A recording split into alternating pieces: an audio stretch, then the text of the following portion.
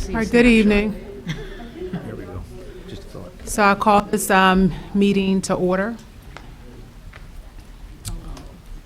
And Mr. Blair. Thank you, Mayor Walker. First, I'd like to thank everybody in the audience for coming tonight, but also would like to extend a welcome to our guests from Fairfax County.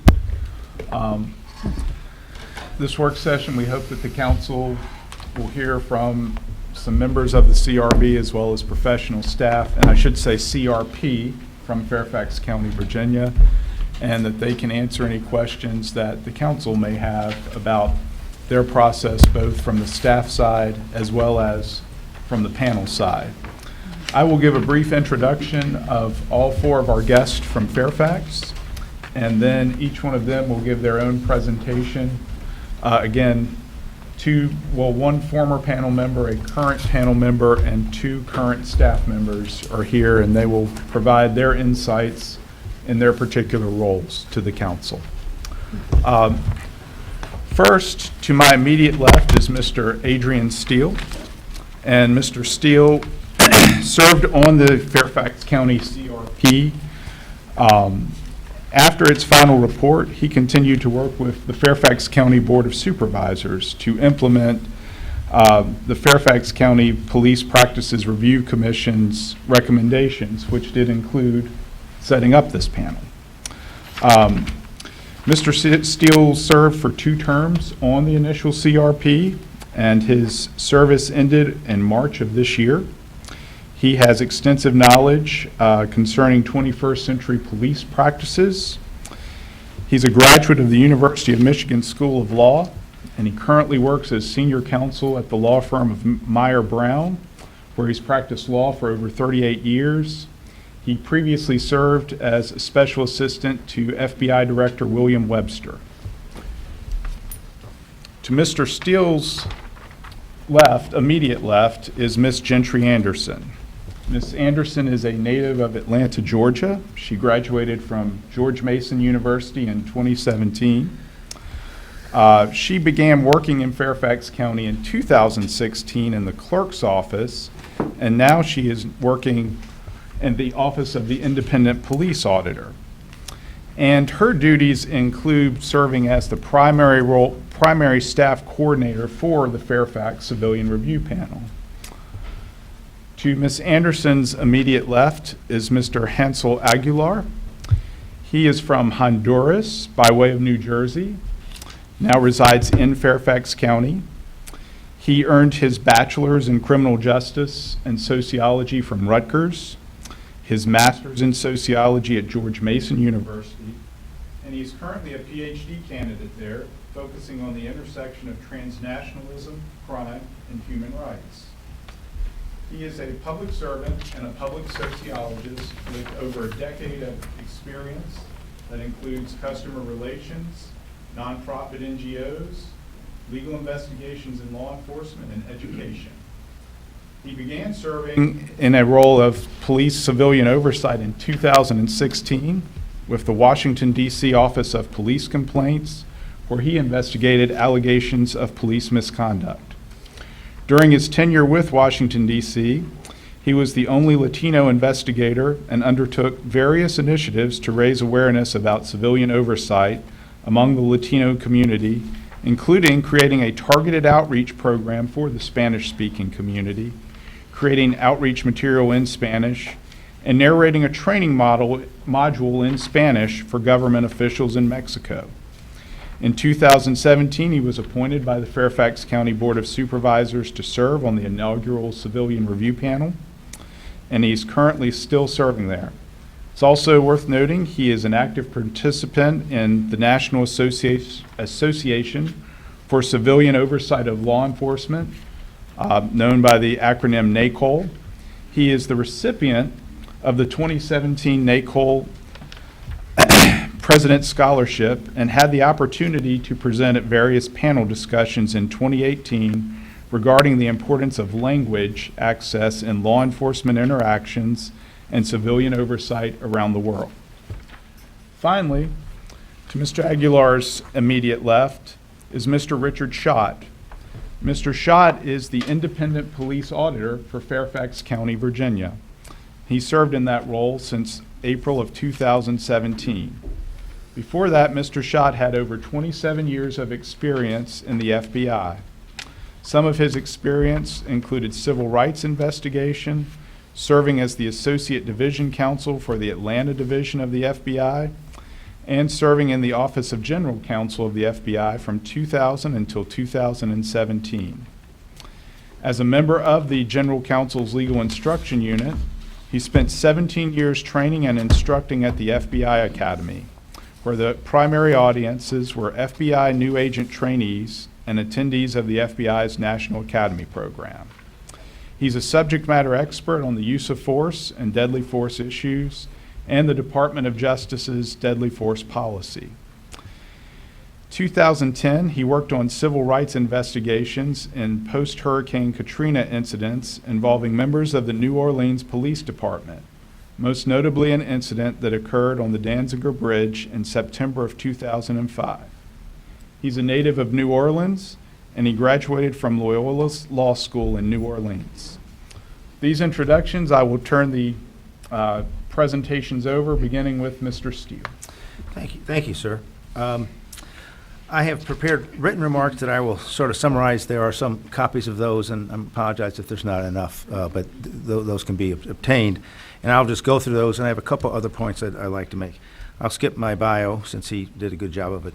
I was on the ad hoc commission, police review commission in Fairfax County that recommended the panel and the auditor. That subcommittee and that commission were made up of a very diverse set of Fairfax County citizens and residents, including, I would say, in the range of 15 to 20 folks from law enforcement, maybe 10 to 15 Fairfax County police. So we had the input of not only community professionals, professors and consultants in this area, as well as the police and as I say, the community. In addition to, and I'll start my comments, in addition to learning about the benefits of civilian oversight, and there's an attachment running around here that some folks have, and again, you can see one. It's put out by NACOL, which he just mentioned, and you can look at the benefits of those. I won't go through those, but we were persuaded. We started out with no premise that we were going to create any kind of panel. We did have the premise that we would have some kind of civilian oversight, but had no idea what the forum would be. We researched best practices and came up with what we got, and I'll give you that in a second, how we got there. But the three critical components of a successful civilian oversight entity are adequate and continued funding, full and unrestricted access to internal administrative files and information, and continuing support from the body that creates the civilian oversight entity. True independence is also a bedrock of civilian oversight. Otherwise, we learn transparency and community trust cannot be achieved and maintained. One thing we did, there was a fair amount of questioning as to why Fairfax County would need a civilian oversight panel and an independent police auditor. We'd had some incidences where there were fatal shootings that were found to be, there's opportunity for improvement in those practices for those. And this, I will read to you what our subcommittee found from our final report. While some feel that the superior quality of our police department is fair argument against the need for civilian oversight, police departments, and certainly one of the finest departments in the nation, should welcome the scrutiny of their practices and procedures by the public they serve and protect. The recommendations related to the creation of a civilian review panel by this subcommittee are intended not as an intrusion, but as an opportunity to provide additional transparency and visibility while building police and community relations. And that was our premise in going forward. Fairfax County has an excellent police department, as my impression of Charlottesville is as well. But that doesn't mean that there aren't best practices that can be considered. That's how we took off on our venture. And we were questioned. There are two, maybe 2.5 Board of Supervisors members who were skeptical going in. And I would also mention that when we came out of the process, all the recommendations were unanimous, including all the police officers All 5 police officer organizations were on the panel. Sorry, were on the commission, and several of those were on our subcommittee. Everyone went unanimous. So we, as best we could, we addressed all the concerns. On good working principles, it's essential that there be a clear understanding between the government body, the police department, and the civilian entity as to what information and documents are available for review, and what information can be included in the entity's public reports. It is foundational that the entity be able to access and review the full unredacted IAB files and to include all information from the files except personnel information and information of current investigative value in its reports. Another we learned, and I'll go a little bit ahead, maybe Hansel or on this, is it's very important to have a clear understanding of what the scope of the oversight entity is. So in our case, for the panel, it's serious misconduct or abuse of authority. Not the easiest things to define. There are different views on what that is. So we have struggled with that. We had a few, let's call them misunderstandings, as to whether the panel had authority, was within its scope. We've pretty well figured out how to handle that by having offline discussions, but you should be very clear about what that is. It doesn't mean it has to be defined. It's just what it is and how you resolve the differences. In a second, you'll figure out how we're doing that now. It's also very important, and I'll shorten this up a little bit, that there's clarity as to whom the civilian entity reports. It should be, the council can choose what it should be, but in our view, it should be back, in this case, to the council. Not to the police department, not to some county executive.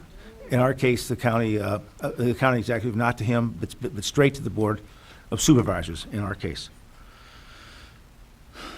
In our case, and you'll hear more of this from Hansel and Richard, the auditor handles cases of what we call death or serious injury cases, and Richard can explain that a little further, and the panel handles those abuse of authority and serious misconduct.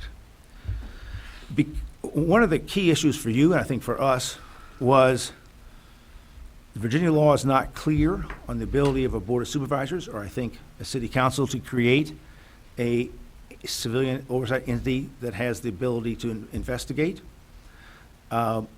We had some legal advice that you couldn't create it. I did some research. I found some legal advice, some opinions that we could create one. But where that left us was no clear answer on that. And I think in Fairfax County, at least, there was also a policy by the Board of Supervisors decision that they would prefer not to have the civilian panel undertake investigative things. So independent of the law, that's what the board wanted to do. That left us with a problem.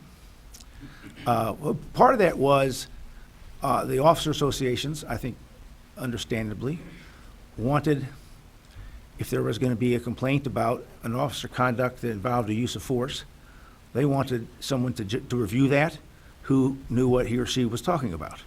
And they were not comfortable that they would be coming back for their third review. The criminal review generally doesn't go forward, but it might. The internal administrative review, and then come back to a panel again and have to retestify the third time out after the discipline's already been imposed by the police department. The Board of Supervisors was not interested in that as well.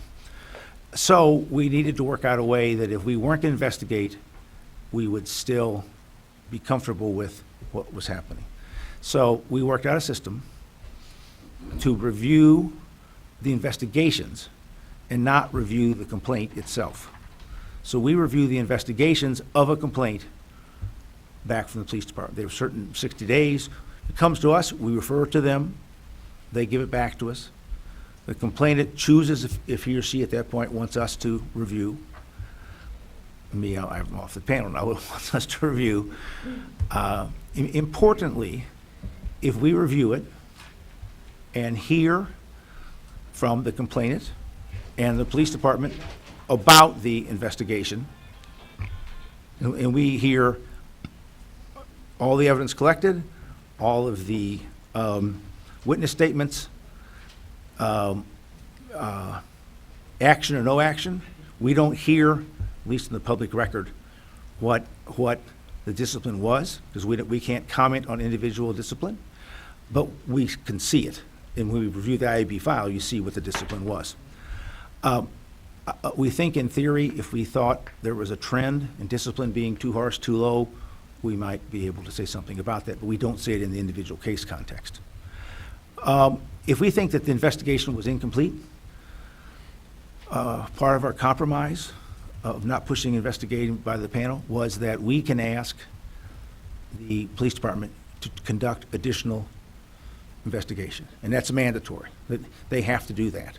And then they report back to us, and if we're satisfied with that, then we can then make our decision as to whether it was a complete, and if the investigation was proper and the complaint was founded or unfounded. We haven't done it yet, but I think we could go back a second time. But that was our thing. So to the extent you all run into that problem and decide you have an issue and you don't want to have it challenged in court or in Richmond in the legislature, a way to do it is to review, let's just take, I don't mean, there's a should here. What we did is an example of something you can consider, let's put it that way, where you review the investigations, find if they're complete, accurate. One of the graces that came out in this was thorough, complete, impartial, unbiased, and accurate. It turns out that inclusion of the word accurate makes all the difference from just the first four about completeness. And at the time, I'll be honest, at the time accurate was put in, no one really thought accurate was going to serve the purpose that it does. And the panel is deciding if it was an accurate judgment, not just thorough, because it could be what and just wrong in the panel's view. But I think that's a possible way around, if you have that same issue, review investigations and provide for mandatory follow-up. Richard has something similar, but he can explain it to him. Let me just see if I can skip. So we don't hold public hearings. We hold public meetings. We don't take testimony. We don't have evidentiary things. We just don't want to run that risk, because I think we're comfortable with the power to ask for more investigations pretty much solves what we need to have happen. It's important that the findings letters be substantive. And I understand from the chief that that's her policy, that it tells the complainant why the decision that was reached within bounds of statutory confidentiality. The FOIA exemption causes the panel a little bit of problems. It's something I think you all should think about. These are sort of underlying, and the commission picked this up as well. If, as most departments in Virginia do, they claim the investigatory exemption from disclosure and claim it broad as to the whole file. And that's not really the way it needs to be. It needs to be tied to specific information. So when we're talking about what we can put in our report, if they've claimed a broad FOIA exemption to the whole file, that causes us friction with them. So you just need, I think, look at how you think FOIA is going to affect it. I'll end with, and there's a couple other points in here, but I don't think they're as important, about public forums and racial bias. I suggest you read those. But the most important thing that I think we learned, and I learned as chairman, when we didn't have this, was effective communication between the police, the governing body, and the oversight body. We just did not have effective communication in the beginning. We're doing bylaws, we're doing all these other things, and we didn't have that. They now meet quarterly, although it turns out it's about every other month. Representatives of the auditor, the panel, the police department, and the chiefs of staff of the board of supervisors, key supervisors, to talk about things. So if there's a debate about, is something within our scope of authority, should we be investigating it? That can be talked about there and not at some public meeting where everybody's having their debates out there. So we can only send 2 people to that meeting, because otherwise it's a public meeting, as you know. And I think that's it. I don't have any other, but I can talk later if you want to about how it was we got to, the compromises that we got to in this investor scheme, but that's basically it. And I'm sorry if I took longer than I should have. I apologize. Thank you. Hansel.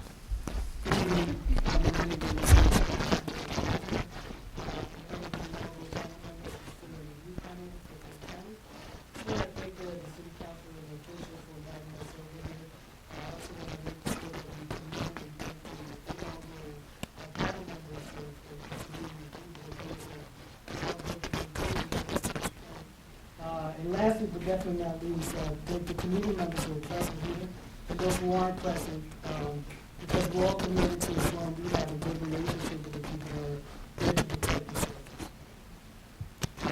This is very summary, my former experience with the criminal justice system.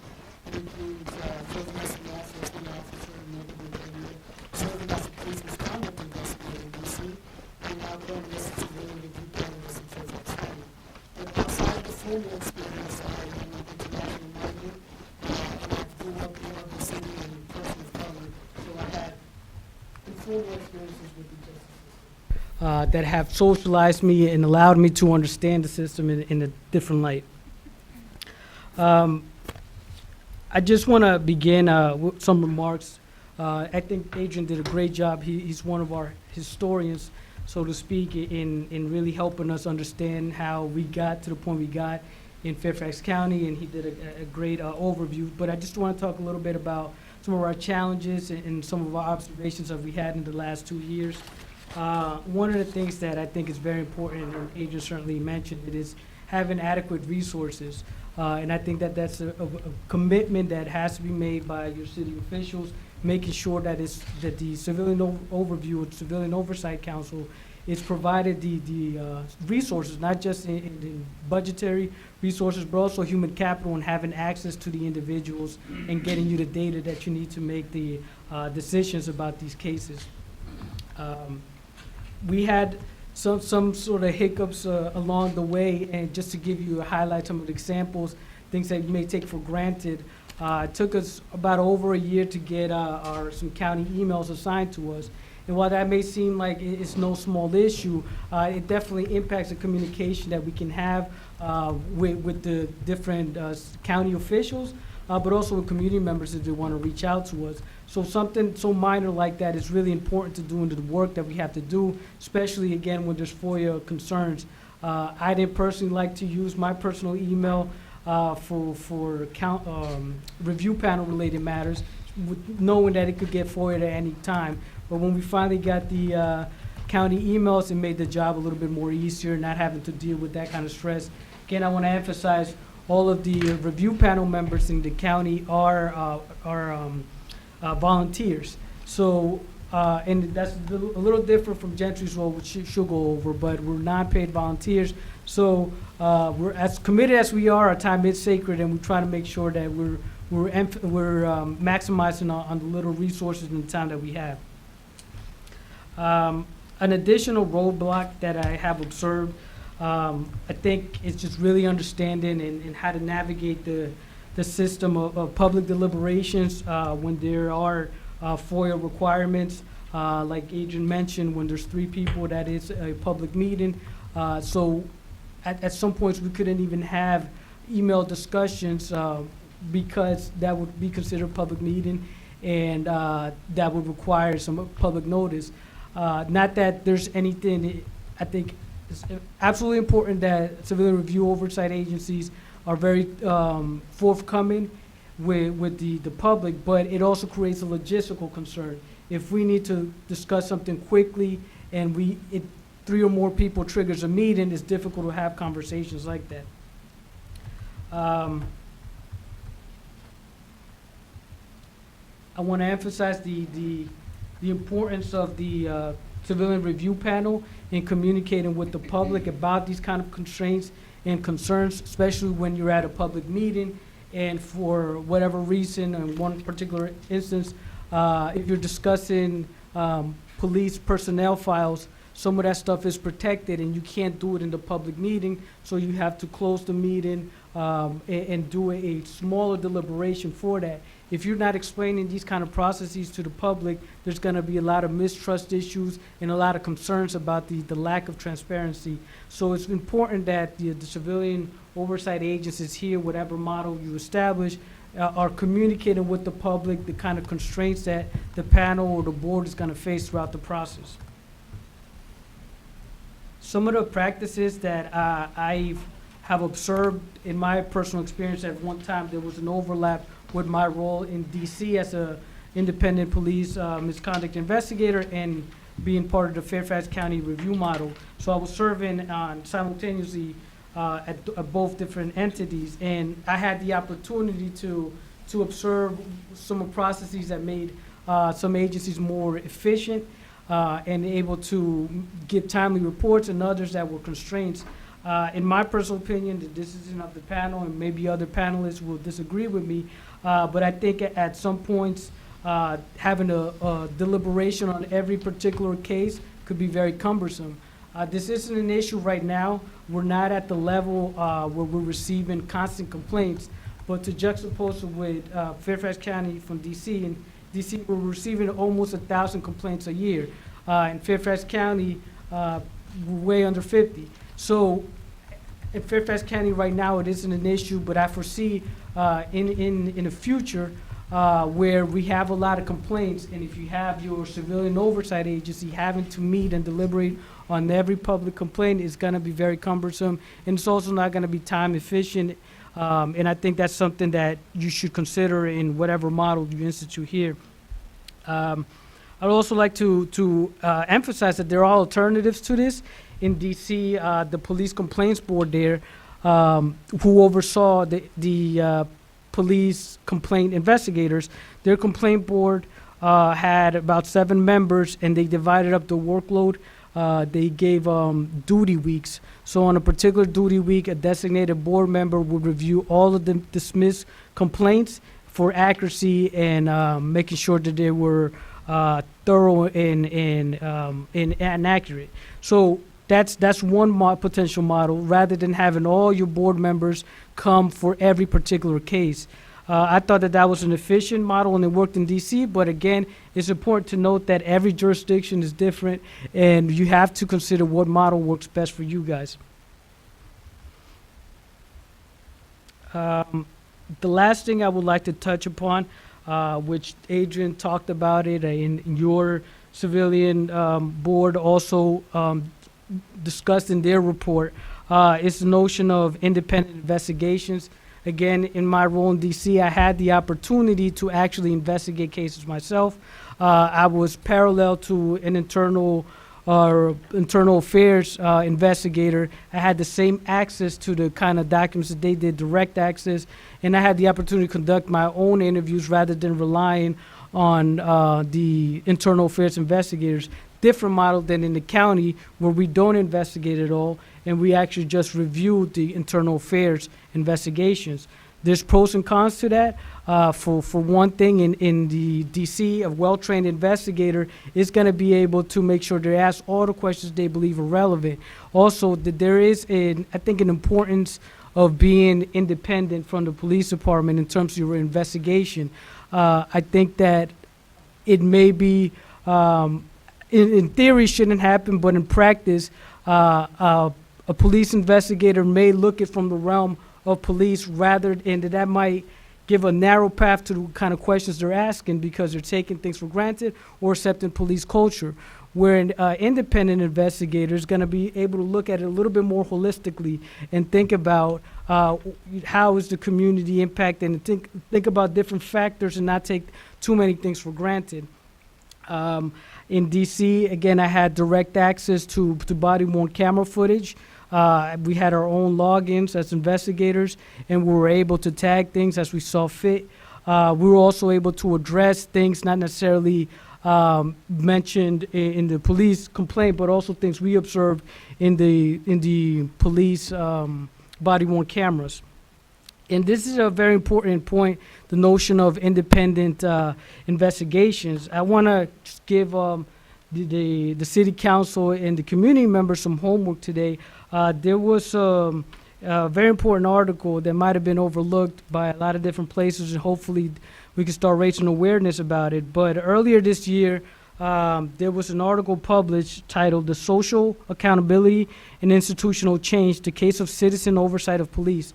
Now, there are very little articles and a lot of very little social science research, particularly focused on civilian oversight. It's technically still a young field, but it's been 50 years or so.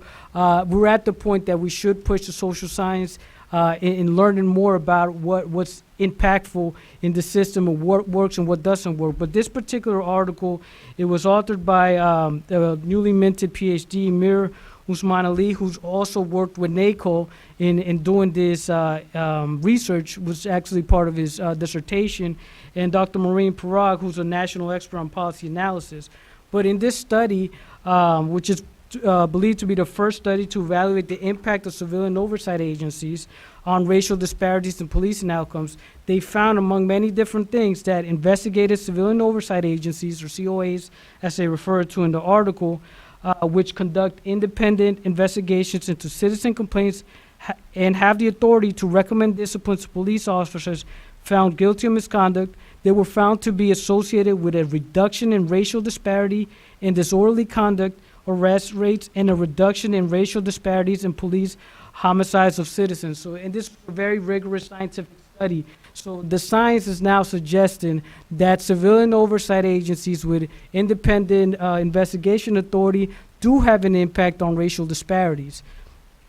Additionally, they suggest that if African Americans are overrepresented in police homicides of citizens, or PHCs as they refer to it, as well as disorderly conduct arrests, DCAs, then the public administrators should consider establishing an investigative COA, one with substantial scope of authority, budgetary authority, and the appropriate quality and quantity of human resources.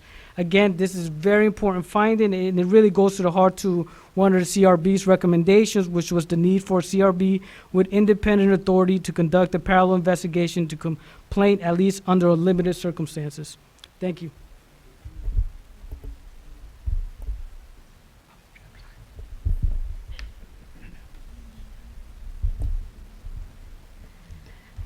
Mayor Walker and members of City Council, my name is Gentry Anderson, and I'm the Management Analyst 1 in the Fairfax County Office of the Independent Police Auditor.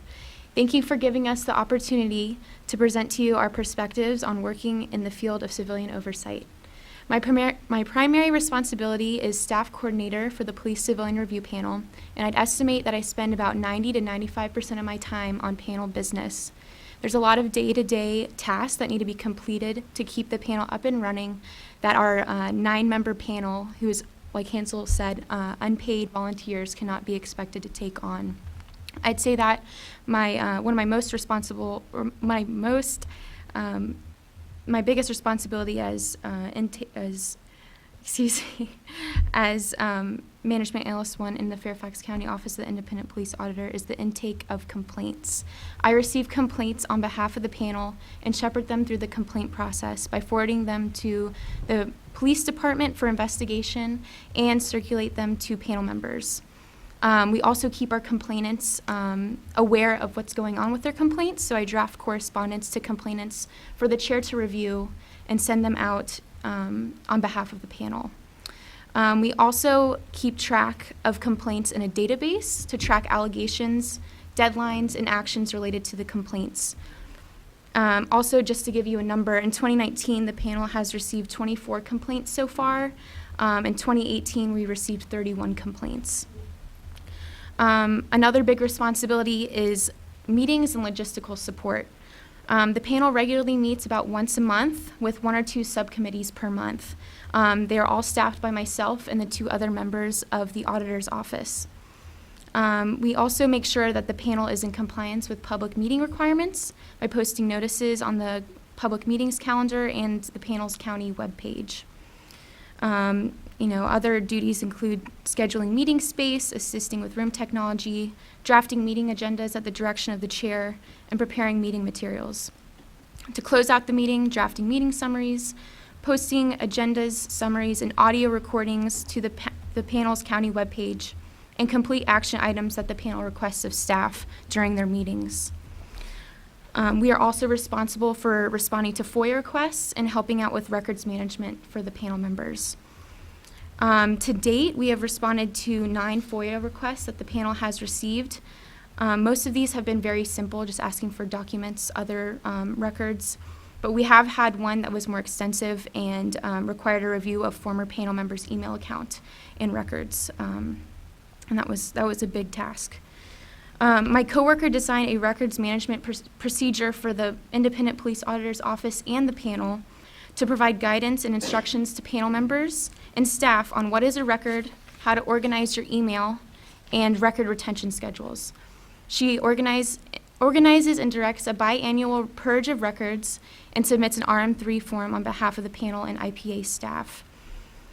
Another very important component of the panel's work that I help out with is outreach. And outreach is very key to a civilian oversight body's success. I reach out to community organizations on behalf of the panel to see if they'd be interested in learning more about the panel and scheduling an outreach event. Typically, 2 panel members would attend an organization's meeting or event. Also, sometimes organizations reach out to the panel if they're interested. We also coordinate with other county agencies to spread the word about the panel through their newsletters and other community events. And to close, if I could provide 2 suggestions if you move forward with establishing a civilian review board. The first, as Hansel mentioned, is provide a city email account for your CRB members or require them to create a designated email account for CRB business. And as I mentioned earlier, we did receive a FOIA request of a former panel member's emails, and he luckily did have a designated Gmail account for his panel business. So it was still a big task, but it could have been a lot worse if it was on his private email or a work email. And my second suggestion would be to ensure that the board documents all of their procedures. There's so many different things that go on a civilian review panel, and to act consistently is very important. And it just provides a roadmap for your current panel and then panel members down the road in the future. Thank you. Just as an aside, that documented procedures, that's in the 2018 panel annual report. All those are attached there. So if you're doing that, there's at least what we've decided, how we decided to do it in Fairfax County. So that would be a resource to use. Thank you. All right, good evening. Thank you all very much for having us here tonight. And like Hansel, I'd like to thank the prior iteration of your Civilian Review Board for what they've proposed. Before I forget, I've got some prepared comments here, many of which have already been touched upon, but as the head of an agency, which is new to me after coming to Fairfax County from the FBI, I know a lot depends on budgetary constraints and things of that nature. I'm the independent police auditor. Gentry is one of 2 analysts who works in the office. So we have a total of 3 employees, full-time county employees, and Gentry already indicated that approximately 90% of her time is spent exclusively on panel business and panel work. We developed this system where in our time and attendance records, all 3 of us document when we're spending time on panel versus non-panel related business. And for fiscal year 19, which just concluded on June 30th for us in Fairfax County, we expended, it was over 2,200 man-hour, person-hour time on panel business. So it is a huge commitment. And I wanted to address that off the top of my head because you'll see there's a common theme about providing your board with the proper resources it needs to function properly. And Adrian touched upon that, Gentry touched upon it, and Hansel. So obviously it's a very important issue that needs to be agreed upon. Very quickly, I'm just going to talk about 2 things, really. things that I had no involvement in that Adrian did. And what I mean by that is, as you heard, Adrian was part of the ad hoc commission, which put forth 202 recommendations ultimately to the Board of Supervisors. At that time, I was still at the FBI Academy following this from a distance. So many of the issues that were resolved before I got here, I'll just kind of provide very limited comments on what I think was very well handled by the people who were working on this before I ever got to Fairfax County. First, it's been touched upon by two of us already, and that is the investigative ability of your board, should you approve the board. And I know there is some wiggle room on either side about what the Dillon rule would allow and not allow in Virginia. Again, that was decided before I got into the position without passing judgment one way or the other on whether you should approve some limited investigative authority or not. I think it's important to note that what Adrian already noted, and that is the compromise in Fairfax was if our panel, quote unquote, recommends additional investigation be conducted by the police department, it's really not a recommendation because the action item states very specifically, should that recommendation be made, the police department shall conduct the additional investigation. So it's not, in my estimation, it's not a recommendation. It's a pronouncement. So whether, and I don't disagree with what Hansel said about the study that has recently come out.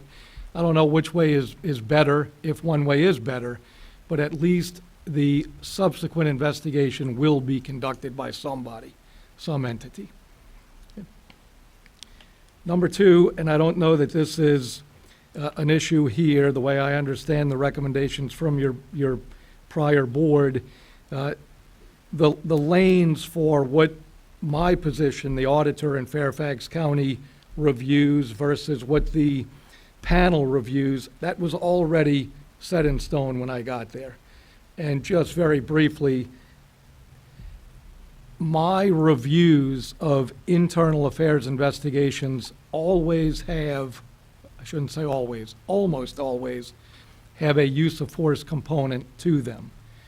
I'm only reviewing investigations of an officer-involved use of force automatically if it results in a person's death or serious injury, and if it doesn't, only if the use of force is coupled with a complaint from a member of the public.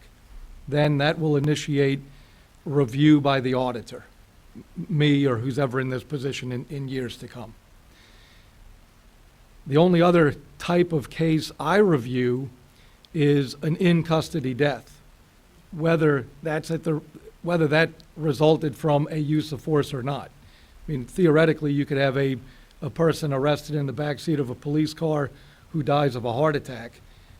That is going to initiate not only an internal affairs investigation, but a review by the auditor, because the person died while he was in the custody of the Fairfax County Police Department, even though no use of force was involved. Other than that, any other allegation, and it's got to be determined, I think Hansel might touch upon that if it needs to be elaborated on, any allegation of an abuse of authority or serious misconduct goes to the panel for review. So the auditor in Fairfax County has some review authority that it doesn't look like your proposed auditor will have in Charlottesville. One very important feature, so concretely set forth in the establishing action items, was independence from the police department. What I mean by so concretely, the action item spells out explicitly that the office of the independent police auditor shall not be located in a police department facility.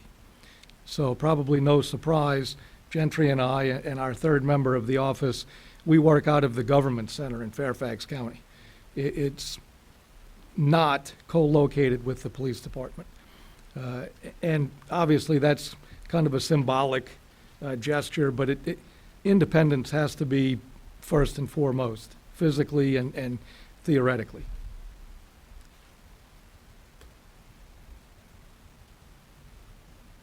Adrian touched upon this, already set out before I got here.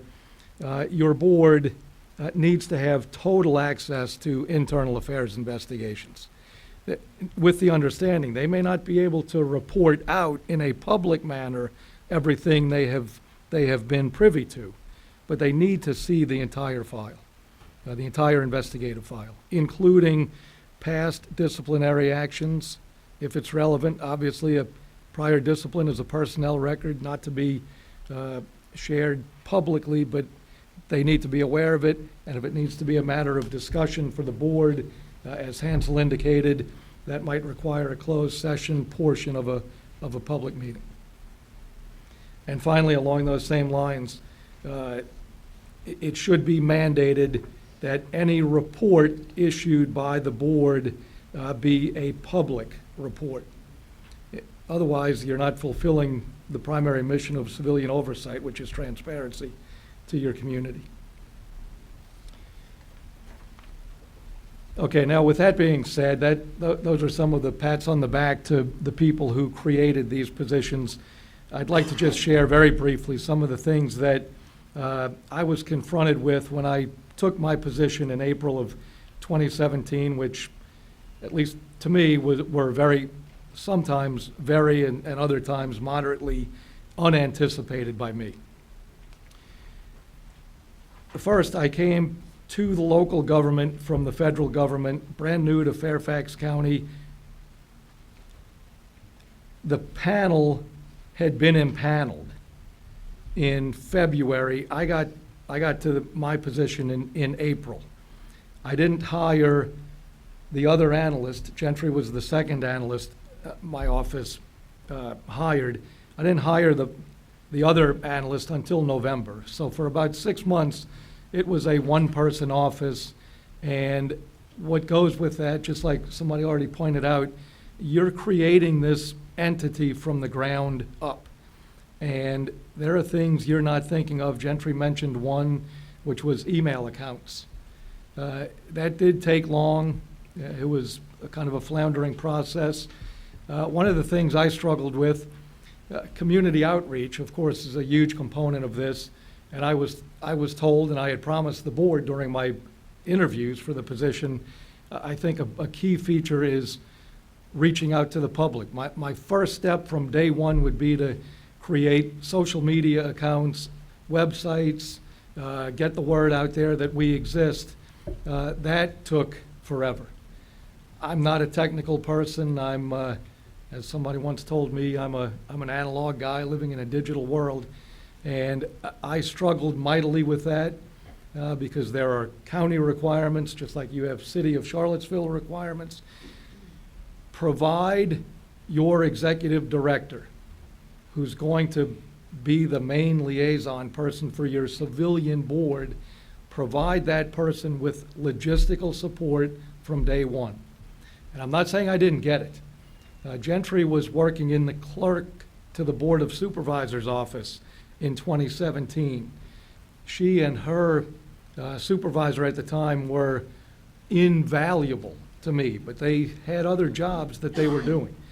So many times I didn't even know who to call in the building to get help with the website. We had to establish a website for the auditor, a website for the panel.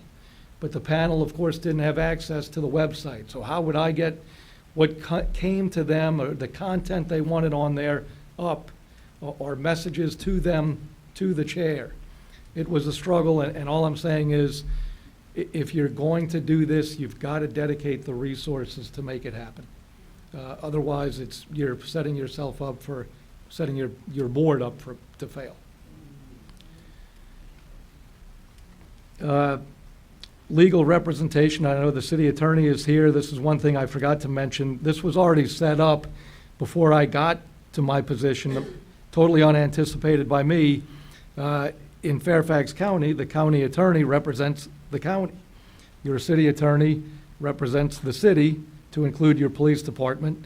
So nothing, no shot being taken here, but can he adequately and without any type of conflict represent both a board reviewing the police department and the police department at the same time?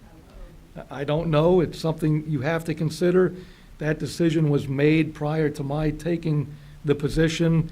Within the first week, I was introduced to the independent counsel retained by the Board of Supervisors to represent me, the auditor, and the panel.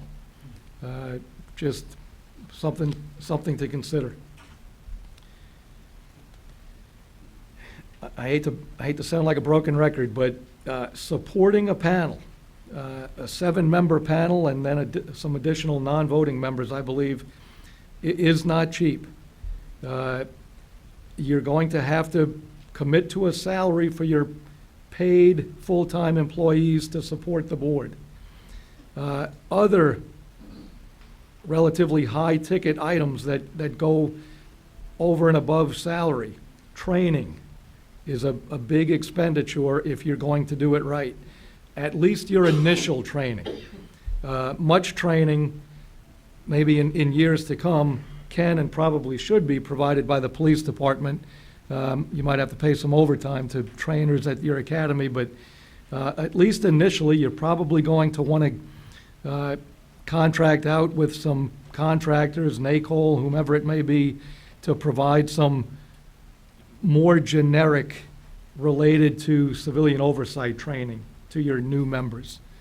Because I've got to believe that the initial board members are going to be, like I was, and like everybody here was, new to this world of civilian oversight when they first get there.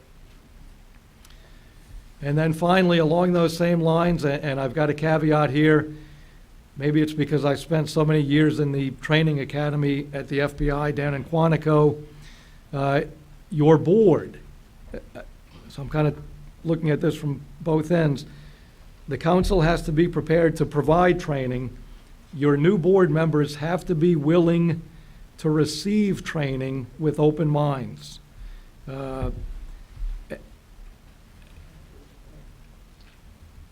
Again, I anticipate that your board members are going to be new to this world, as I was, and I was looking for where I had it. What I mean by approaching the training with an open mind is, Adrian alluded to this, this will work best, and maybe it will only work, if there is a respectful, professional relationship between your board and the police department. And if one side or the other doesn't come into this with an open mind, you're not going to have a respectful, professional relationship.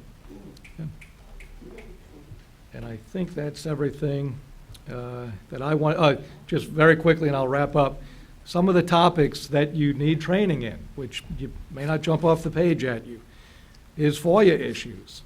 And Hansel even mentioned, somehow, if you can, during a meeting or whatever, educating or trying to provide some information to your overall community so they understand why we can't talk about this in the open forum. We have to go into closed session.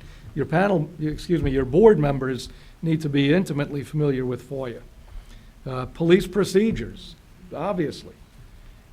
Use of force issues, because apparently your board members will review use of force as well as non-use of force situations. Constitutional law, and finally, and this might help generate that mutual dialogue and respectful relationship, I think ride-alongs with police officers should be mandatory, probably no fewer than 2 per year. And I recognize one thing I glossed over here. This is a huge commitment on the part of board members and in Fairfax County on panel members. You've got to be willing, got to ensure as best you can that your board members are willing to spend the time to do this correctly. And that would include ride-alongs. I'm getting ready to do my second ride-along in a couple of weeks for 2019. So I'm not I'm not saying that people should be doing anything that I'm not trying to do myself. Yeah. With that, I thank you all again very much, and I think I can speak for everybody. We're open to any and all questions. Let me just do a couple of loose ends that come out of that.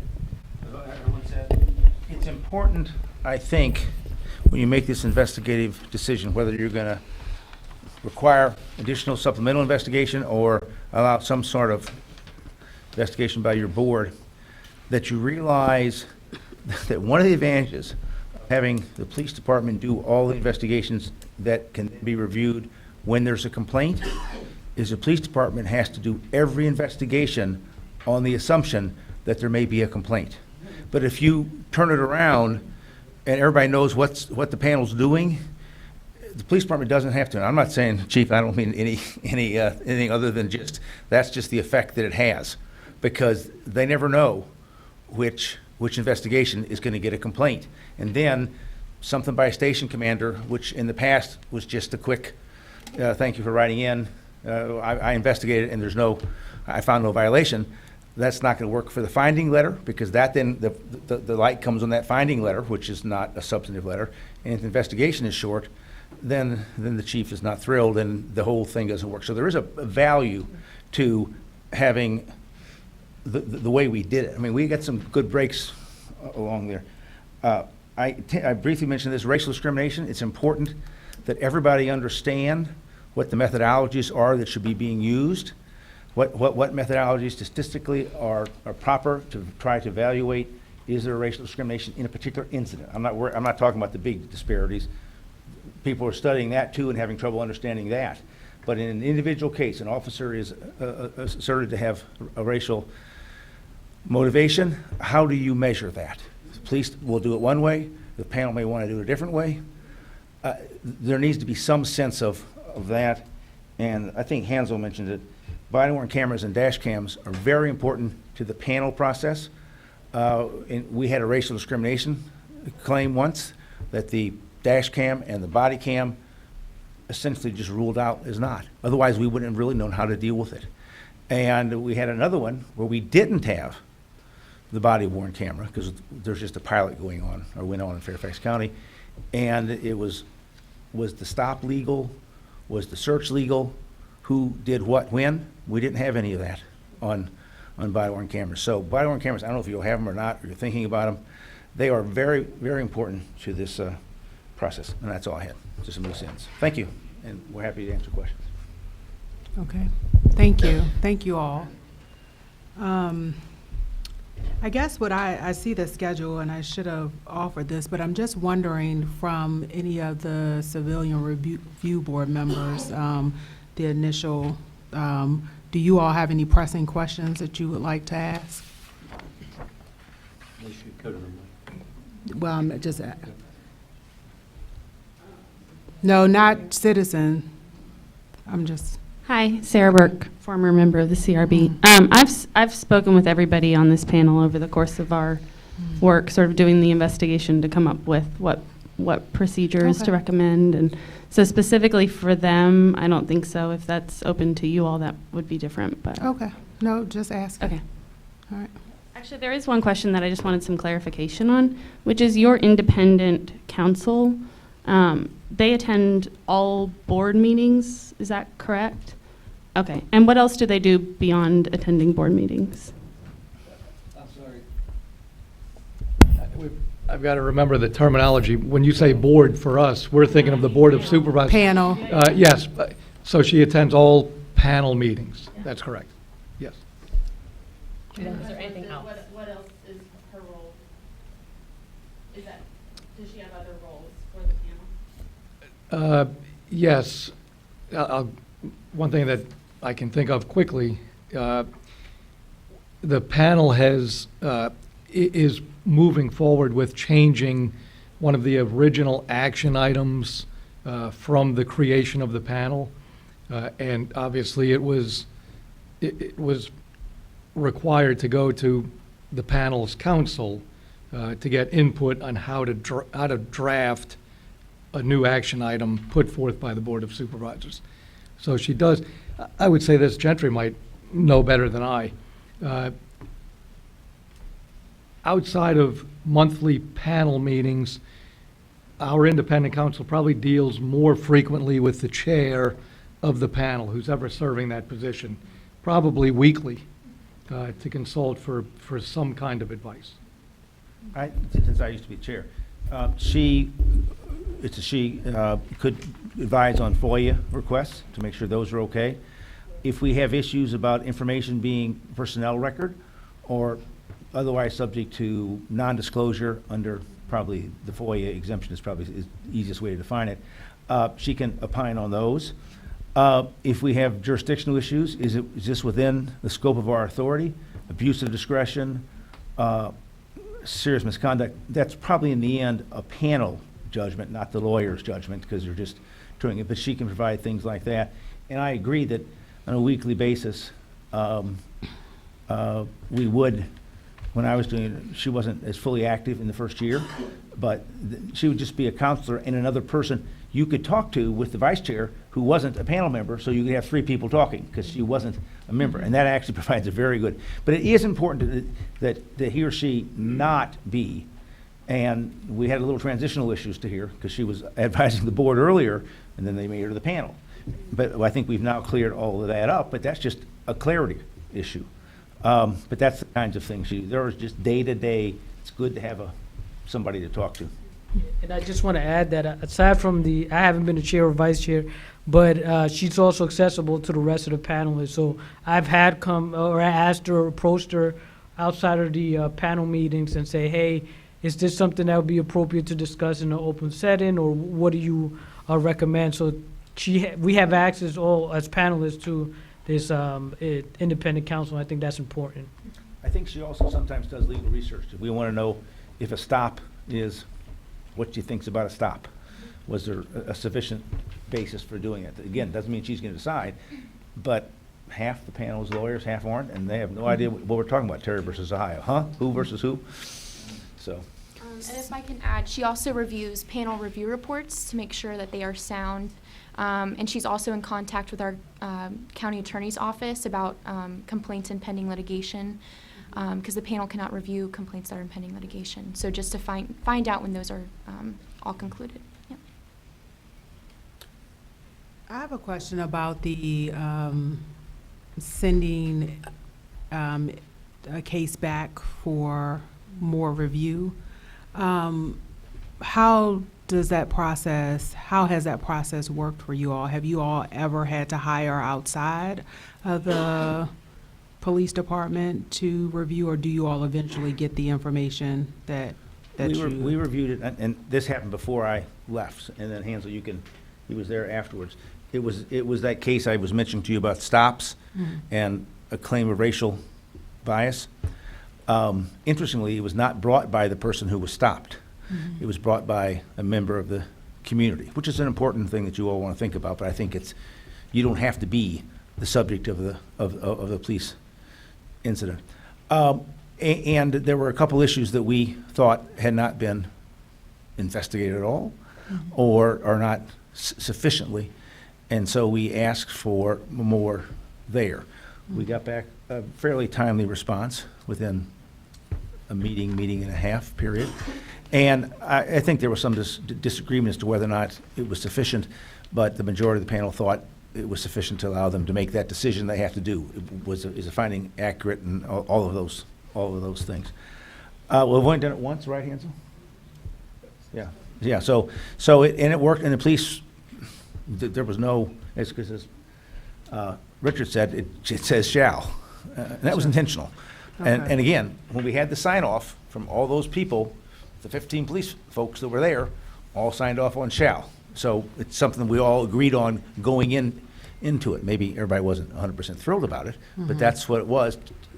But we don't have the ability to do any investigation at all. So if we didn't like that one, we were gonna, Hansel, I was gone by then, but Hansel and the rest of the panel would have to send it back again, which is, and eventually that'll work its way out. Hansel, do you have anything you want to say on that? If I may, Mayor, I just want to emphasize, and I didn't emphasize this in my introductory remarks, but the importance of synergy and making sure that you don't all have to agree, but you should all be able to understand what the bigger mission and vision is here. And I personally, that's something that I had personal frustrations about in this process. I didn't feel like we were all on the same page in terms of what we need to be doing here. And my background was a little bit different. I had police, law enforcement background, and I also had been a police misconduct investigator. So I thought we needed to push the department a little bit further in terms of the quality of investigations. Some of the panelists were less, or were a little bit more hesitant to say that something needed to be redone. And I think it's very important to have that dialogue and to really, if you really disagree with how an investigation went down, you really need to be able to articulate, but that's also important that the panel or the board has some synergy into seeing the bigger picture.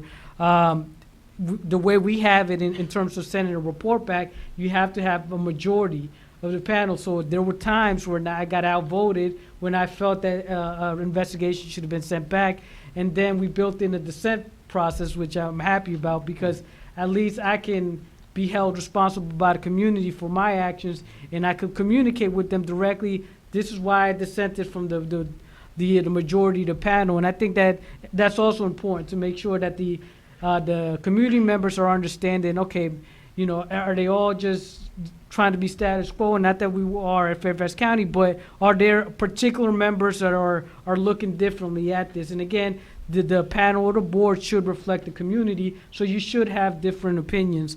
In the one case we sent back, they did redo an investigation, but this is also something to be important. I think it had an unintended consequence, that the police might have taken it a different way. Oh, you want to be thorough? We're going to start looking at other stuff, into a point where they were looking at stuff that wasn't relevant to the investigation at hand, social media, records of the complainant, things that, what did that have to do with the investigation at hand? So just making sure that you're holding the police accountable for what they're doing after you're voicing opinions that might not be in their favor. And the other thing, after you receive a report back that you sent to them, make sure and don't be hesitant to say, hey, it's still not complete. We need to redo it again. I think that in that particular case, I don't think that we got to the point that it was complete, and I couldn't convince the other panelists, but I dissented from the opinion. And and one thing that we're getting moving forward on, and I think that the department is receptive in some regards what we're telling them, but the statistical analysis was not at the place where it needed to be. And there were some obvious deficiencies that the investigators did not receive any formal training on how to do statistical analysis, and they're having conversations that really didn't make sense in these reports. But because of these conversations, this dialogue, the police have now committed to assigning a particular person that's not an investigator, but as a data person, that's going to be doing just a data analysis and informing the actual investigator about this. And another quick question, how did you all arrive at what you all would investigate as a board? Like, how did you all decide, like cases of serious misconduct or misconduct, death, right? Those are the two. We got that term from the Virginia Beach Okay. program. We got that from the Virginia Beach, the city of Virginia Beach has a What was the term? I'm sorry. Virginia Beach. No, The city- the term that you got from there. Abuse of authority or serious misconduct. We got those terms from there. Our bylaws give some examples. I don't have them here, but discriminatory conduct, abusive talk, harassment. What else? Violations of law, policy, but it's not all defined. These are all examples. And so, all right, we'll give you the example of our very first case. Involved an officer who did not appear, subpoenaed, and did not appear at the court, a civil court thing, because she was a witness to some disputes about a landlord-tenant thing. She did not appear that day as she was subpoenaed to do. The person who wanted her filed a complaint. The police department viewed that I don't want to be critical of them or anything like that, but they thought that wasn't that big of a deal to miss a subpoena call. The case could be continued. To the complainant, that was a very big deal. So the panel debated that back and forth about whether or not that was serious misconduct. The panel decided that it was. I don't think the police were convinced that it was, but that left a bad taste in everyone's mouth about defining those edges, which is where these quarterly meetings help, where they meet and say, look, we've got a new complaint, and let's just pick it out. That's the only complaint, let's say. The panel's initial view is that that's probably within our scope. What does the police department think about that? Well, then you can have that debate right there. We can see why it is they're thinking it's not, rather than finding that all out in a public hearing for the first time. But that's about how, you really, otherwise you have this exhaustive list that you will, first day after you make the list, something will happen that's not on the list, just guaranteed. So that's how we got there. Not perfect. Okay. I had a couple of just clarifying things first. When you said that the recommendations were unanimously approved, and including that word shall, can you again go over, like, who was on that panel? Who were those other stakeholder groups that were unanimously agreeing? I brought this. The folks on the ad hoc commission, the large ad hoc commission was made up of about 42 people who were appointed by the board. And then a number of, and you can get this ad hoc commission report. That's on, just Google Fairfax Ad Hoc Police Commission, and you'll get it. But there are citizens, I'd say about 15 citizens, about 15 people, current Fairfax County Police or some other police, law enforcement. And I think I actually count as law enforcement since I spent time at FBI. I didn't realize 30 years ago working for the FBI would affect that. Lawyers, maybe 6, 7, 8. Some of those others were lawyers, of course. 2 academics, 4 or 5 media, because there was transparency and communication subcommittee. A couple other police officers, it turns out, and a variety of speakers. We broke into 5 subcommittees: use of force, oversight, mental health, communications, and diversity and recruitment. So they were split. But so the shall was really the subcommittee from investigations and oversight, and that probably had 5 or 6 police officers on it, police-related people on it. And then the whole package went to the whole commission, and it was voted on unanimously. Everybody had a chance to object if they wanted to, but at that sort of level, you're not going to go back and challenge a different subcommittee. You know what I mean? So it was a wide variety of people, including a number of at least two of the police organizations' presidents were on the investigation subcommittee. I mean, they approved it probably because what they avoided was a third review with testimony and witnesses and all that kind of stuff. So they sort of had to decide where they were going to come out. That group was appointed by the other? The Board of Supervisors. Oh, okay. So- Wow, okay, it's very different. So they appointed all 5 heads of the officer organizations, and they went to different subcommittees. Okay. And I'll be honest, they were, or be clear on this, they were very cooperative and very much willing to sit down and have dialogue about how do we deal with this problem that we can't investigate? How do we deal with a problem that you don't want the officers to have to go back through a third round of review of their conduct, particularly if the police department has found that they weren't, it wasn't sustained. And they don't want the facts of their discipline out. How do we deal with that? We found out their concerns and then dealt with each and every one of their concerns. We went into our last meeting, sure we were going to have a majority report and a minority report. And then something just happened, and we all came out on the same page. And everybody gave some. I mean, would they prefer something different? Yes. Would we prefer to investigate? Yes. But those weren't going to happen. So somehow we just, miraculously, it came together. So after this miraculously came together, Yes. then what was the process by which board members were, like the criteria for board members, like how you decided the type of makeup you wanted for this permanent board, and then what was the actual process for selecting those board members? There's a list of criteria in our action item. I can find it in a second. Oh, The panel, 9 Fairfax County residents with expertise and experience relevant to the panel's responsibilities. At least one panel member shall have prior law enforcement experience. We had 3.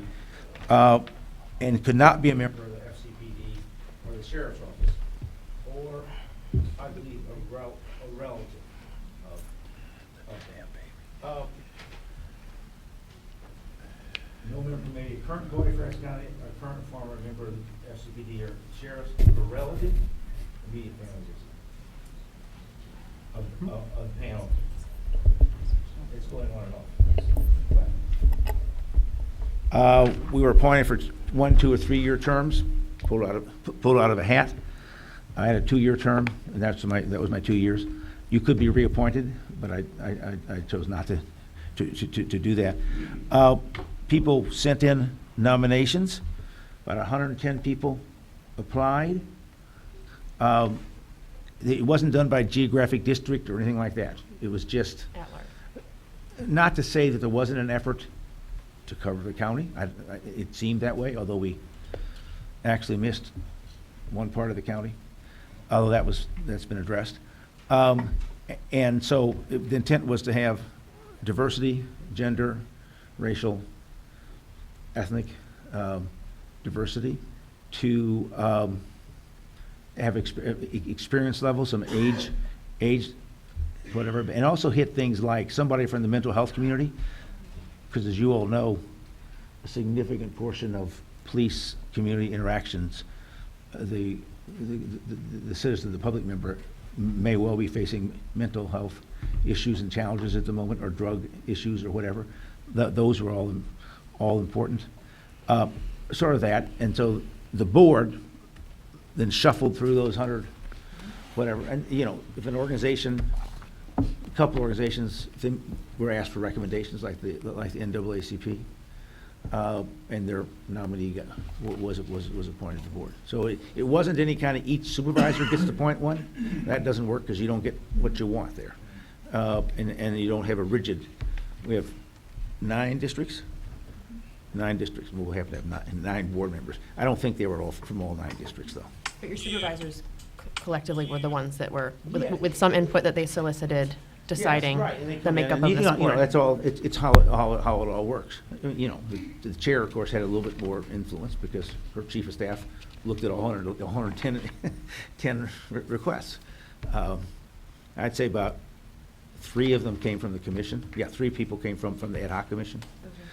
But it was not any kind of structure by place, by person, by something like that. Can I just Yeah, piggyback go ahead. on that? And first, back to my last comment about the commitment on the part of the board, or in our case, panel members.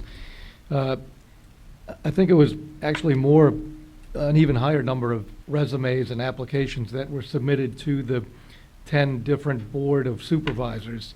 I would highly recommend if the applications, for lack of a better term, come to the city council, maintain those. And I'll put a bow on this discussion.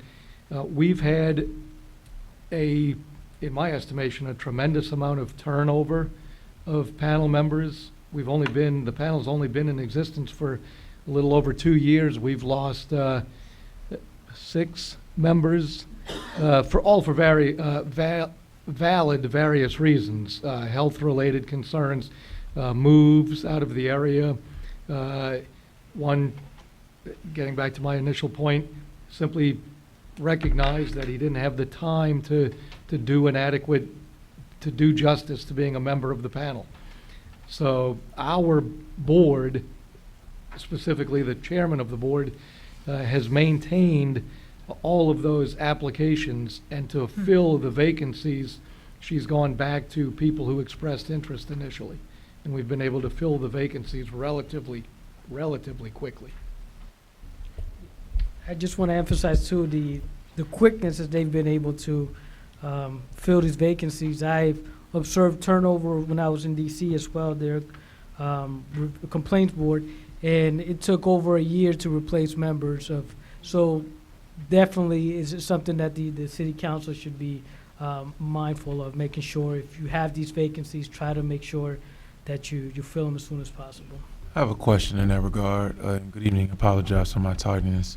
It's a little tough with a 1-week-old baby. But in any event, specifically about the selection process, did you all make the names known beforehand in terms of who applied, maybe released their resumes or anything like that, or was it a public interview process, or was that all private? No, it was not. The resumes were submitted to the clerk's office, and like we've said, like about 140 were received. And I believe the Board of Supervisors selected members in closed session at one of their meetings. So nothing was made public beforehand.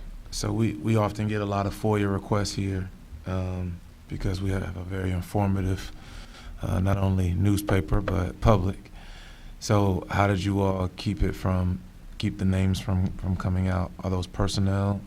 Do they follow the personnel? I don't think we or- ever received a FOIA request for Yeah, them. I think it's we're in different territories here. Different territory here. And we often point in Yeah. closed session. Yeah. Live streaming up in Fairfax County, thank you very much. Nolan's gonna FOIA this question. Nolan's gonna FOIA this. I'd like to ask thank you all also for coming down. It's incredibly helpful. I want to ask about work that you all do that is outside of investigations. Do you, and maybe in, the range of community engagement, policy development, what, if those things come up, setting aside the process of following investigation through, what have those areas been? What has come up?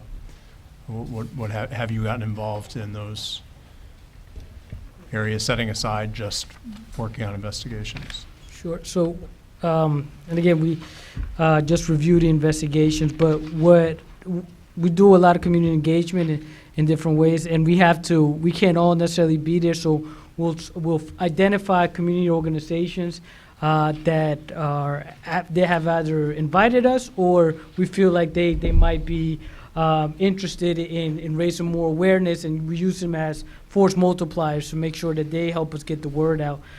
So we either divide 1 or 2 panelists, and definitely Rich, the auditor, he goes along with at these meetings. But we also, in our different capacities as professionals, community members, will also try to raise awareness as well.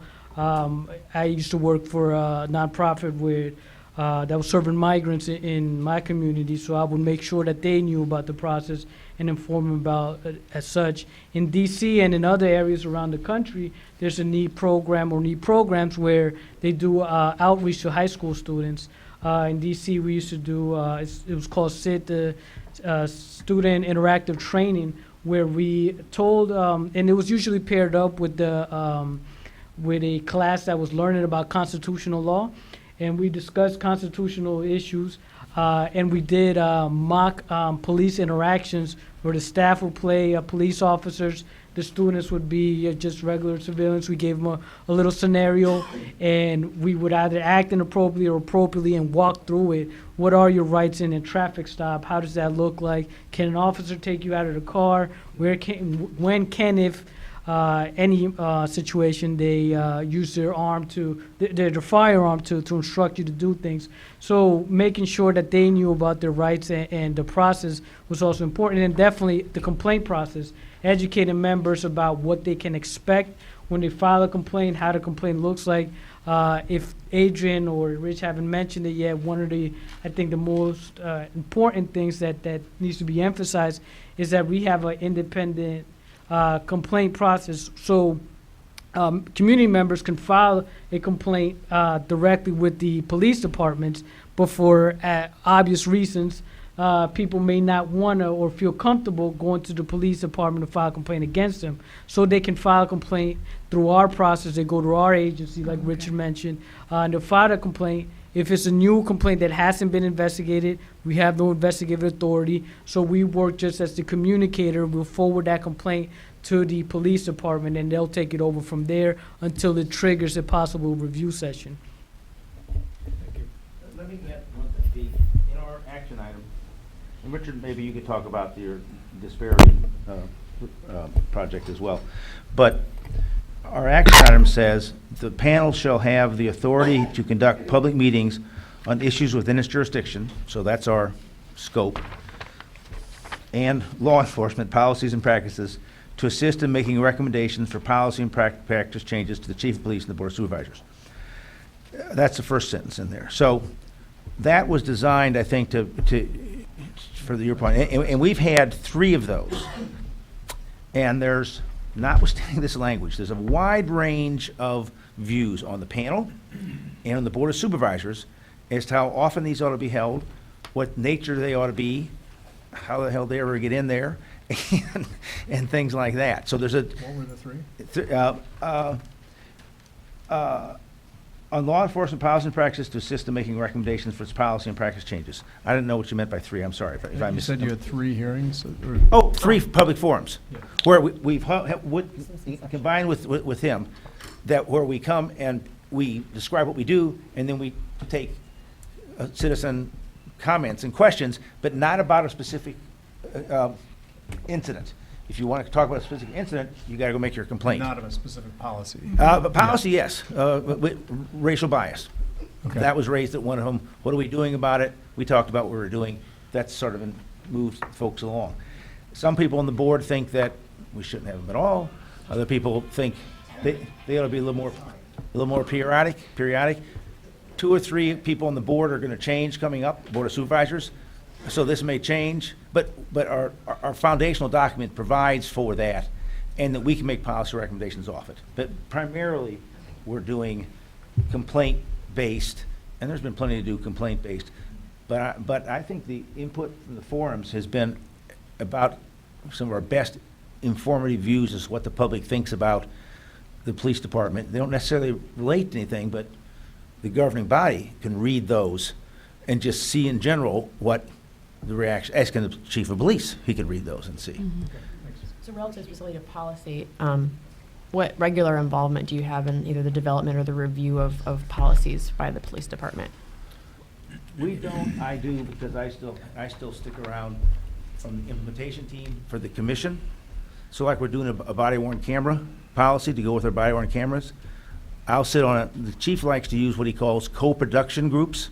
He likes to have all major policies produced in a co-production mode, where he has his police officers and his staff meeting with appropriate community stakeholders, county attorney's office, the Commonwealth's attorney's office, and then people, if it's a mental health issue, those people come in and are part of the policy. Police will draft the policy, they'll then co-produce that. That's So independent of this panel. that's independent of this panel. And maybe some of the same people, but that's just how he does it, and it's worked well because the major stakeholders have already had their say by the time the draft comes out. They may not agree with everything, and then you have the board work it out, the council work it out. But Richard needs to talk about. Well, I just want to comment on one thing, hopefully to kind of crystallize this. As far as recommendations go, I think they occur one of 2 ways. Number one, in a panel report or in one of my public reports documenting my review of a use of force case, we can make specific recommendations based on what we saw during the review of that investigation. Policy recommendation, there have been several of those in my reports and in panel reports. Separate from an individual incident, we each have the authority to make policy or training recommendations because of something that has come to our attention. Okay. Maybe during a public forum or independent of any public comment. So And- this is not shall? This is what? This is truly a recommendation. Do they have to do it? It's a recommendation, and we've recently implemented, as of July of this year, the police department is now formally responding to each of our recommendations. Okay. And it's taken the form of either the recommendation is not implemented, and they provide a reason why they're not implementing the recommendation, or implemented, or the policy or training recommendation is implemented as modified, and then they describe how the recommendation was modified. And the last thing I want to mention is, I meant to mention this during my initial remarks, and that is, I know it looks like, if I'm reading it correctly, your projected auditor position would be primarily responsible for reviewing policy, making recommendations.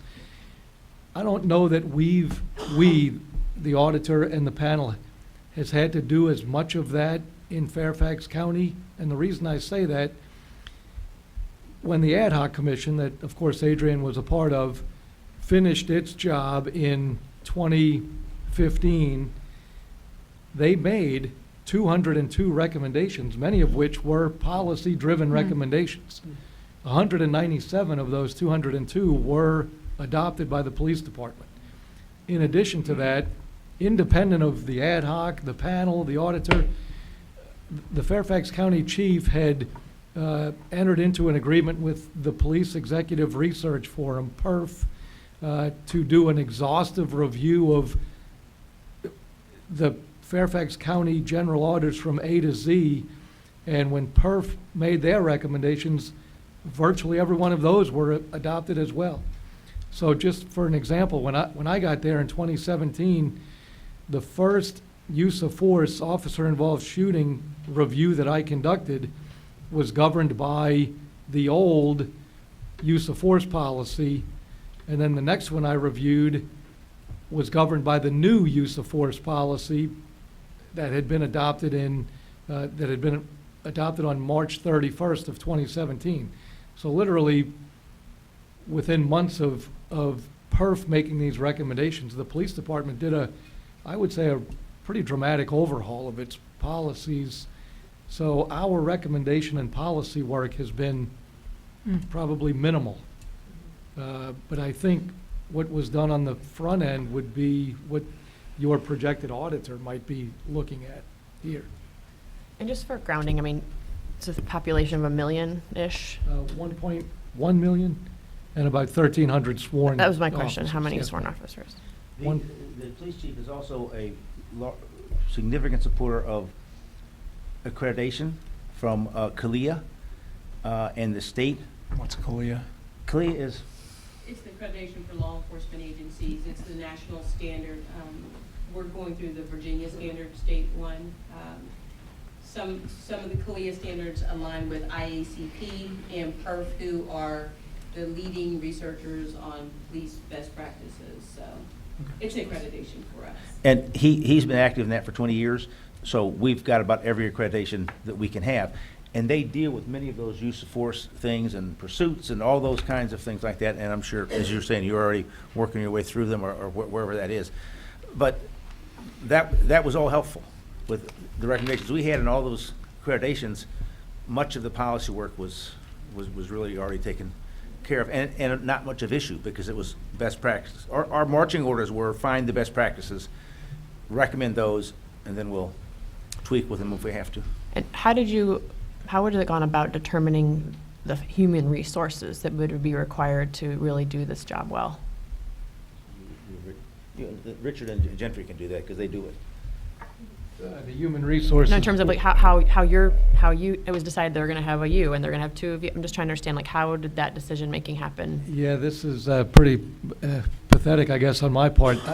The decision was made when I got there that there would be a police auditor and there would be 2 full-time staff. I remember it. One of which was primarily to provide administrative support to the civilian review panel. So I give credit to the Board of Supervisors in Fairfax County to recognize that this would occupy fully one individual's time to support the panel. And can I actually ask a remember what quick happened was question? when Just who okay. was on your hiring panel? On my, Yeah. When you were my hired? selection, Mhm. initially, it was about 6 people, including Adrian from the Ad hoc Commission, You still the got it. chairman of the board, the public safety commissioner from the board. That was the initial interview process. And then the second round of interviews was in front of all 10 of the supervisors comprising the board of supervisors. So it was a two-interview process But wait, who do you report to yourself? to the board of Okay, supervisors. you do also, Yes, ma'am. okay. The way we got here too, because remember, we started out with doing investigations over on our side, over on the panel side, then discovered that we couldn't do that. and we had a staff member already slotted to support that. So when the board decided we weren't gonna have this investigator, we didn't need a standalone person in a separate office, so they moved that slot over to him. Because the auditor was supposed to have one support person. Our person just went over there, so you'd only have one office rather than two offices. So she always was, although she doesn't know this, she was intended to be the panel's support person. So it seems pretty clear that each needs each function. But we have a combined, you are gonna have a combined function. So you might well have one person be able to do it all, one staff person do So- both of them. I should So to point that out, point- I should point out that in the action item that created the panel and the auditor, the Board of Supervisors authorized 2 additional police department positions to go to the Internal Affairs Bureau because of the extra workload that this was going to create for the Internal Affairs Bureau. Yeah. But 2 full-time We police also know you officer guys have a positions. much bigger budget than us. and- Yes, yes. But to that point, Less yeah, but to that point, just following along, it's your opinion, I guess I have 2 questions, but my colleague has one, so I'll ask my first one and let her go. But the first question, is basically your recommendation that no matter what, there needs to be a staff person to do this work. There's no way getting around that, correct? I don't believe there is. In fact, the language I had in my notes, I don't think I used it, was, I don't care how well-intentioned and hardworking your civilian volunteers are, Mhm. they just can't do it. Can't do the work, I mean, right? they probably are gonna have full-time jobs and Yeah, they all other work, obligations. They need support. You Right. may not have been here yet, but in fiscal year 19, my office, between the 3 of us, we expended over 2,200 hours on civilian review panel work. Mhm. Gotcha. And of course, 1 year is 2080, Yeah. 2080, so over one person's year. I do have some questions, Mayor. So thank you very much. This is extremely a lot of information to take in, and appreciate your efforts and your commitment. So your panel, I want to just get clear on when the investigations take place and who does them. Your panel cannot do an investigation. It does look at every IA report and scrutinizes it to see if it has to be revisited, or what triggers your recommendation or your call to the police department to do the investigation again? A complaint from the public? Okay, so it's triggered by a complaint from the public for you to revisit a determination by the IA? Okay. Or they could have just made a complaint to the police department and not talked to us at all yet.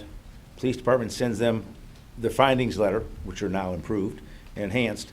At the end of the finding letter, it says, if you're not satisfied, you can make a request to the civilian review panel within 60 days or something. Okay. Or something So like it's that. That's not an that's- automatic when it comes in, No. y'all get it. No, although at the last forum, it was suggested by a member of the public that having people have to file a complaint and then come back later and do a request for Yeah. Okay. for review. That process, It ought to be automatic. When you make the Yeah, complaint, that you ought to, process seems you flawed. ought to, yeah, Right. and we haven't gotten to that yet, but there is that view that the 2-step for a working mother with 2 kids struggling, barely able to make one complaint, much less keep track of deadlines, and there's always a good cause for. yeah, it should go simultaneously. So then, Yeah, right. for Mr. Shaw, you do investigations, and that's for, no, No, ma'am. you still don't either. I do not. So that, again, is the same process that the panel, but you just have a different category of A couple of complaint. some of my reviews are automatic, but that's only if a use of force results in someone's death or a serious Okay. injury, then there doesn't need to be a complaint from anyone for me to get involved in a review or an in-custody death. Okay. Okay. But and other so- than that, there has to be a use of force and a request from a member of the and- public. Okay. I should point out, that I think the last 3 reviews that I've initiated, or that have been initiated for me to review, have been at the request of the chief of police. For one reason or another, he's picked up the phone and said, I have this issue, we have this issue. It's not automatic because there was not a shooting or a death or a serious injury, but it's getting a lot of media attention or whatever might have led to him to call. I just want you to review the investigation. So if you would, in the morning, get together with the major at IAB. So my last question then is, so if the general public has a concern about the stop and frisk, the Fourth Amendment contacts, can the public then ask the CRP to do an independent study of it and investigation? How does that get addressed when there is a concern about a trend or a You have to phrase your complaint properly. You don't have to be stopped and frisked. You could complain about the high number of stop and frisks in a particular lower economic area, and you will start the ball rolling by doing that. But you can't write in and ask about, let's think about the policy. You can make a complaint about that. At some level, you can't. And they complain to you or the They police? complain to us or the police department. And if it's not involving use of force. One thing I want to say about the use of force, when we shipped those over to Richard's office, we made sure, because they were supposed to be with the panel, like they're going to be here. But when they went to Richard's office and the panel doesn't see what those complaints are, we have the right to meet with him periodically to talk about what he's found in his use of force investigations that might affect what we're seeing in our non-use of force. Let's say discrimination, patterns of an abusive station or something like that. So there's some communications that when he got the right to do the use of forces, because you wanted a more skilled investigator with experience, he also has an obligation. I think the panel ought to be a little more proactive in that, but everybody's busy as it is. Plus, we see all his reports too, so. So I had a question Great, about thank you. trust to that point. And just reading, and thank you all for the background information, but then just reading some of the profiles from the initial group and just doing my own kind of background research, there was a great deal of the members who may have had prior experience with law enforcement or worked with law enforcement in some regards. How did you all get your selected board members or panel members, whatever you all call them, to have community trust with the community so they know that you all wouldn't be biased? Because I think that would be a issue, not just here. I can imagine that was also an issue there. People saying, well, you got former law enforcement folks, and then there's always this talk about protecting the shield, in which people think, whether it's right or wrong, whatever the case may be, how did you all build trust to say, no, we're going to be fair, we're objective, we're doing our work, and here are the findings? So if I may, because I'm one of the panelists that has a law enforcement background, the way I approached this particular issue, I don't think that we had received any particular allegations that any of us are being biased or have that issue with being impartial, but I think it informs me, actually, having had that background, because I know what the culture is like. I have seen proper policing, and I've seen policing that could improve. So if anything, I think it's a benefit for a civilian oversight agency to have somebody that has that view, that experience. I think it's also important for that individual to be forthcoming about his experiences. And it was also built in to a certain extent to prevent that kind of biased view, to make sure that no prior Fairfax County police officers are serving on the civilian review panel. And I think it's very important. But I would not, and I emphasize this to the community, discount somebody just because they're prior law enforcement. In fact, I think that has really informed my view, and also it's making me be a more thorough, more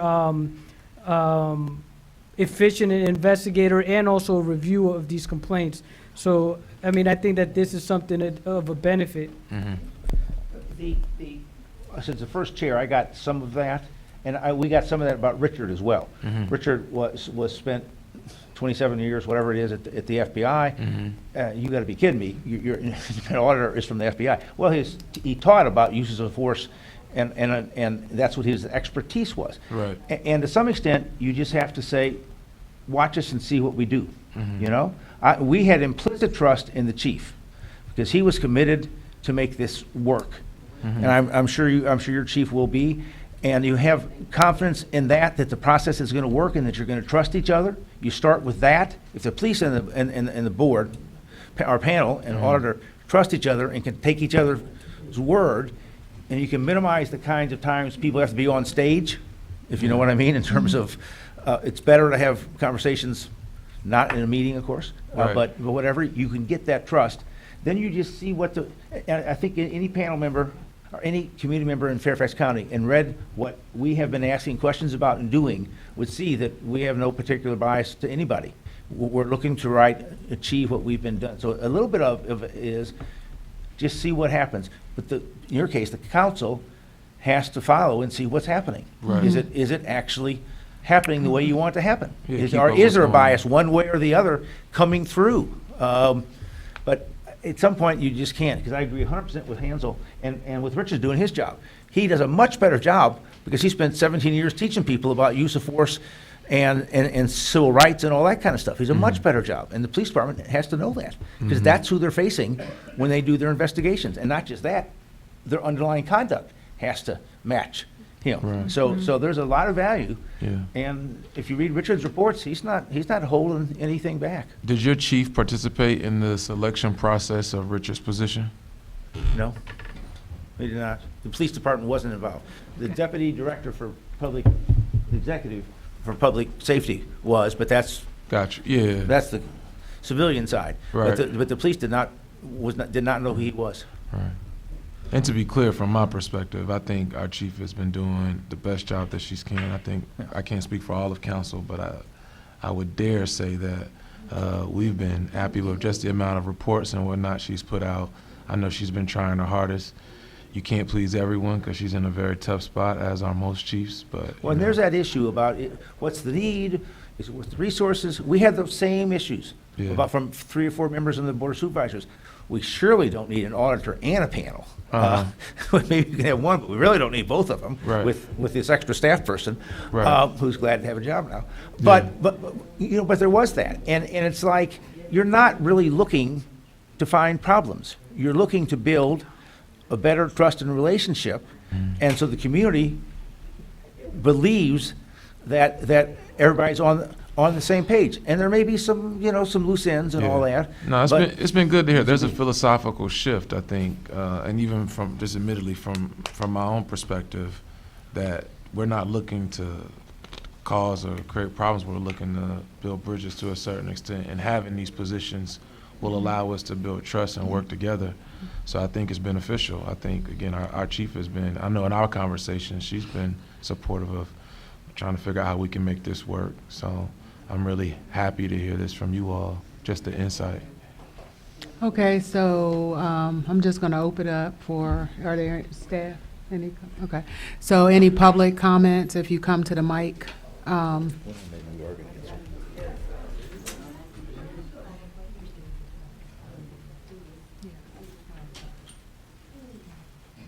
Richard, there was a question for you about the policy, and I think that Adrian alluded to your racial discrimination project that you all have been working on. I feel like it's relevant to what we're talking about in terms of sort of making policy recommendations and having access to those files. Could you talk about that? Yes, I apologize. I meant to include this in the answer to that question. In the action item where the auditor's position was created, there's a very subtle provision that says, in addition to incident reviews and policy recommendations, the auditor will perform other tasks as assigned by the Board of Supervisors. So that goes back to your question, to whom do I report? It's strictly to the Board of Supervisors. And they recently, in May of this year, mandated that I, in conjunction with the police department, search for and contract with an academic or research institute to conduct a very in-depth study of use of force statistics, which indicate a wide disparity among the races in Fairfax County.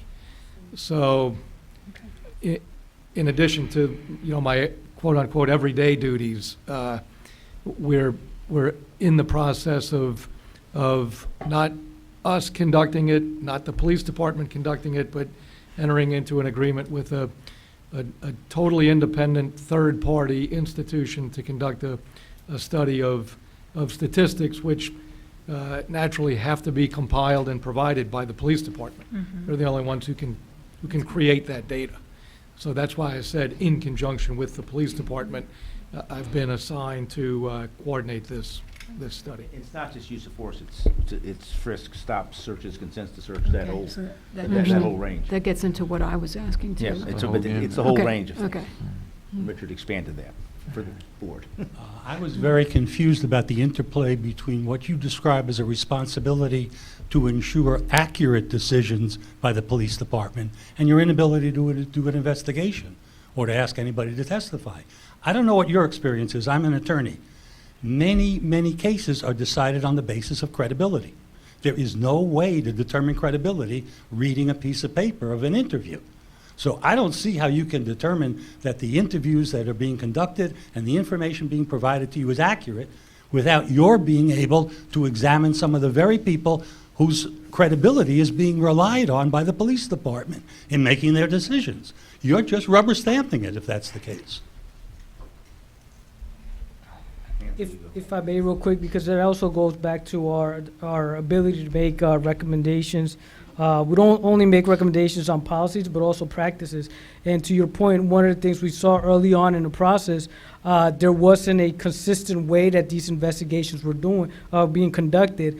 There's different tiers of investigations. Some are done at the district level, some make it all the way to IAB. But we were noticing different trends, so particularly some investigations, there was a recording of the interview with the complainant, and others, there were just notes from the investigators. So one of the things we noted, we need to have some consistency regarding this. And like you said, we can't necessarily just take the word that this is what was said. We like to be in the room as much as we can and having these recordings, whether they're audio recordings or video recordings of the interviews, were very invaluable to us. So we made the recommendation regarding that particular practice to make sure that all these interviews are being recorded. And also to now we're also receiving transcripts of the interview, which is also helpful too as you're listening along to hours-long conversations and being able to follow along word by word. And I think it also ensures that there is accuracy about what was said by the complainant or the witnesses and what is being recorded by the officers. The problem with that is you don't determine credibility merely by someone's voice. You look at their eyes, you look at their gestures, and you do everything else and determine credibility. That's what we do every single day in every courthouse, everywhere in the country. So you cannot make a judgment when a police department decides based on credibility that they have made a decision. Is there- Because you have no way to challenge that. Let me Okay. just say, it's not the Question. perfect world, but as you heard when we put it together, we weren't going to get the perfect world. I don't think that we. Can he Yes. answer the question? We are who we are. I don't think the panel or Richard believe, in fact, Richard can actually sit in on interviews if he wanted to. But I don't think we feel hampered. I think the case that Hansel mentioned, the one I mentioned, the stop, and that I think I was with him, that probably more should have been done in that, but that's an individual case. Given where we were with the state law, and the first time we took witnesses or did something like that, we remain concerned that folks, don't know who, officer organizations, other supporters, will raise an issue in Richmond or in a lawsuit. And we got 98% of what we wanted to get done. And at some point, you just gotta do what you're gonna do. If we feel that we're crimped by not being able to do that, then we will be committed to go back to the board and say, we feel we're being crimped, and they told us to do that. So I think if we think that we're not getting accurate and complete investigations, we'll go back and tell them that, and then we'll figure out what we do given the Virginia law. But right now, the problem is Virginia law, we don't want a law that says you can't have civilian review boards. 2 or 3 years ago, that was a higher risk than it is today, I think. But it's not perfect, but I think we're And I much think, better off than we were. Yeah, understanding when I met with Harold Foley the other day, that's what I said to you about the fact that, if we get I am one of the counselors who agree that we should have at least one full-time staff member. And I told you that, looking at making sure that person can come to us and feel comfortable about telling us what is needed, and us making sure that what is needed, that we are having those conversations and providing those resources. And I don't think you can get it, right without making sure that the person who's doing the job is, present and receiving input from the community also about, process. So as you all are saying, you all are making recommendations and changing things, and trying to make it as, I guess, perfect as possible. So I kind of have a two-part question. First off, all four of you guys that came from Fairfax typically have a straightforward path to life, right? So how many people are on your civilian review board that have had actual encounters with law enforcement? Like that they filed a complaint, that they may have an active complaint that never got resolved? Like how many regular citizens from low-income neighborhoods do you have on your CRB? So I can't speak to the socioeconomic status of everybody else, but as I mentioned, I was born in Central America, particularly in San Pedro Sula, which is up to a few years ago lost its title of being the murder capital of the world. Then I migrated to New Jersey, New Brunswick, New Jersey, which is an urban city now. It's being gentrified. But I definitely observed negative police interactions. Where I was from, we didn't file complaints because of the perception that nothing was going to happen when they were going to be received. So while I haven't filed complaints, I have observed and been the recipient of negative police encounters. But again, I can't speak to the rest of the panel. Okay, and the second part to that question is you stated earlier that there were several issues that you wanted to actually have further reviewed, and other people voted against it. What would happen in that point that you actually sent, like if you wanted to send something for further investigation and they didn't want to do it, do you have the authority to go beyond the CRB? Like, do you have the authority to do anything by yourself? Like, can you go file a complaint and say, I just feel like this isn't right, something is wrong here, nobody else agrees with me? Like, what boundaries are set for you guys, or what else can you do to get something further looked at if everybody else is agree? I mean, because we not all gonna agree all the time, but we all come from different backgrounds, and some people have never experienced being, racially profiled. So it has to be some type of stipulation for members on the board to be able to put something forward without the vote from everybody else. I definitely agree with your concern. One of the things that it's important to note that just because you have a civilian oversight entity or agency, the work isn't done for the public. You shouldn't be relying on the board or the panel to be doing all the work. They're constricted by bylaws. In our particular bylaw, we have to have majority vote to be able to proceed with the case one way or another. But that doesn't stop anybody from the public saying, hey, that panel he dissented on that case, or I went to that meeting and I saw that he was saying this stuff and they voted against him, and you could, in theory, go directly to the Board of Supervisors, and that should trigger some other action. We haven't been to that place, but again, I just want to emphasize that the public, once it's established, the civilian oversight doesn't mean that the work is done. You have to also oversee that oversight agency and make sure you're exercising your rights and pushing that oversight agency to be what you envisioned it to be and to improve from where its current state is. But you can't, right? No, the point I made earlier about investigations, and it will improve all investigations, on this case we're talking about, there were two issues. One was the validity of the stop, and another one was it a racially motivated stop? They came back with some information that they said didn't do it. The panel didn't, or it wasn't that. They did some more work and came back with explanations as to why it wasn't, and why the stop was valid. Again, body worn camera would have been determinative of what was going on, but we didn't have that. So we start that next May for everybody, or we start phasing that in. But what it does do, and I think the police department got this message, is that your stops had better be good stops going forward. And if there's a risk of racial discrimination in the stop or the motivation or the arrest, since you don't know which complaint's gonna come, and you don't have to be the target of the incident, police department clearly got the message from Hansel that they're not doing it right on how they do the statistics, and they have to get that brought up to the 21st century if they want to claim that there was no racial or whatever. This fellow wasn't helped by the fact that he actually had marijuana in his pocket and was guilty of what the officer thought he was doing. So that didn't really help the optics of the whole thing, but you're not judging that at the time you do these things, obviously, as you understand. You don't But know I, that when but you but I stop. think much progress was made for the police department. They got by that one. It may not be as easy next time to get there, since Hansel's already helped them understand where their deviations and what they need to do. So, at some point, we made progress, even if we didn't help that particular individual out. I mean, we really couldn't. He was in the criminal system. Okay. I have a couple of questions. I'll try and be brief. One is clarifying with respect to the policy meetings. I know, Mr. Steele, you said there have been 3 in the 2 years. the public 4. forums. Yes, 4 public forums in the 2 years that you've been in existence. Am I right in that before or at the point that the panel was forming, there was significant review of police department policy and access to the policies?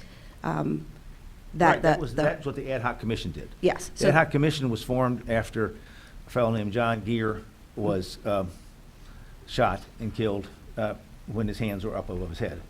And there was some transparency issues with with the board and with the police department in terms of what really happened.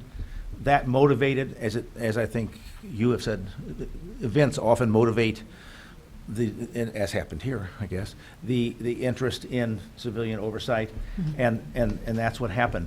But it's the ad hoc commission that made those 202 recommendations. A lot of those were on the use of force themselves. Okay.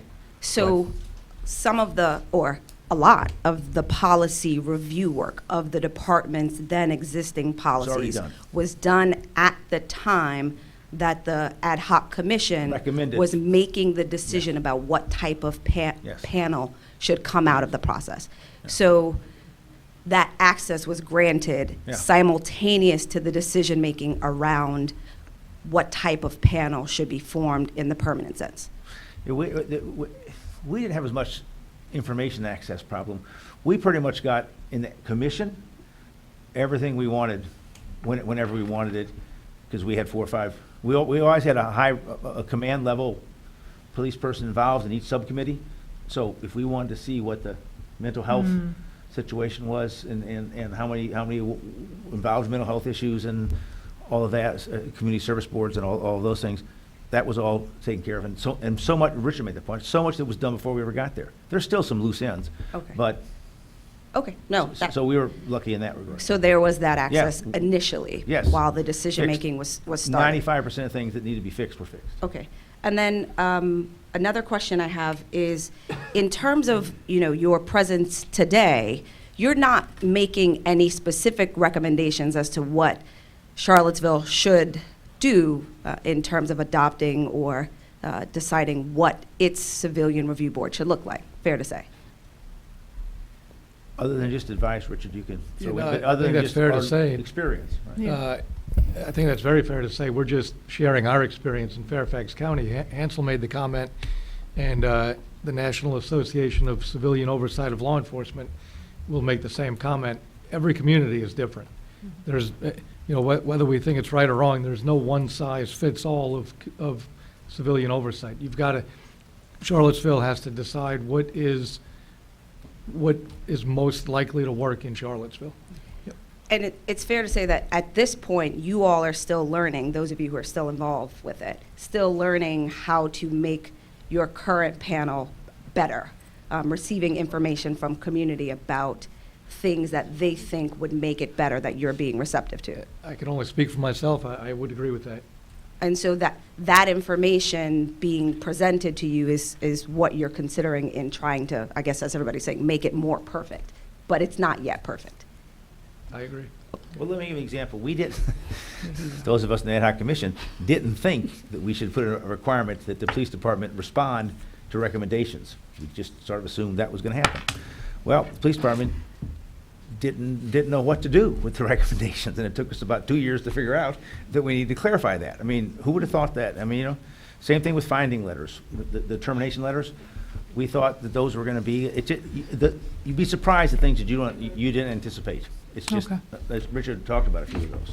Can we get the last question? Yeah, that's If I fine. may real quick, would I be able to just add? Okay. So to the point too, I think that in terms of trying to improve, you kind of have to be a student of this and try to learn not only from your own community, but what's going on around the world as well. Try to take examples and case studies. Even you gentlemen, sir, the comment you made, I think that's a very valid point, and it's these kind of discussions and dialogues that are going to help us in terms of our community improve. So this not, you shouldn't just be limited to what's going on in your particular community, although that you should reflect what the community values are. But you should also be paying attention to what's going on around the world, how other places have dealt with the same issues that you might be dealing with. Okay. First of all, I'd like to thank all four of you for coming here from far away Fairfax. My oldest son lives in Fairfax, and I know how long of a drive you're going to have to get home. So thank you so much. Your CRB, have they settled on or determined a time period when an officer is involved in either a complaint about racial bias or excessive force? How far back in that officer's history do you go to try to determine some sort of pattern?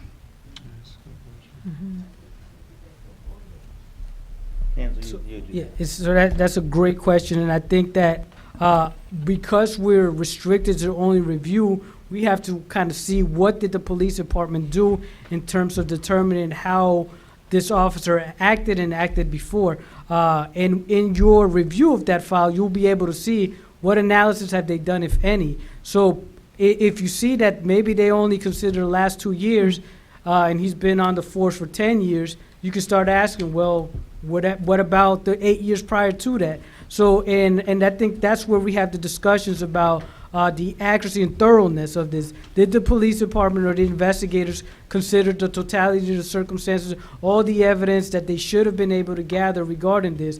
That was one of our biggest considerations and discussions regarding the statistical analysis and how far or how well they were using benchmarks and exploring what actually was happening with the career of that officer and what patterns he was demonstrating. So we can't necessarily, as a panel, say we would have to take it case by case and see what did the investigator do in trying to determine whether this in particular subject officer had a pattern of misconduct or racial profile in his activities. But then, Hansel, could you guys request them to go back and Just look go back. the additional 8 years and bring that Just ask them to information go back?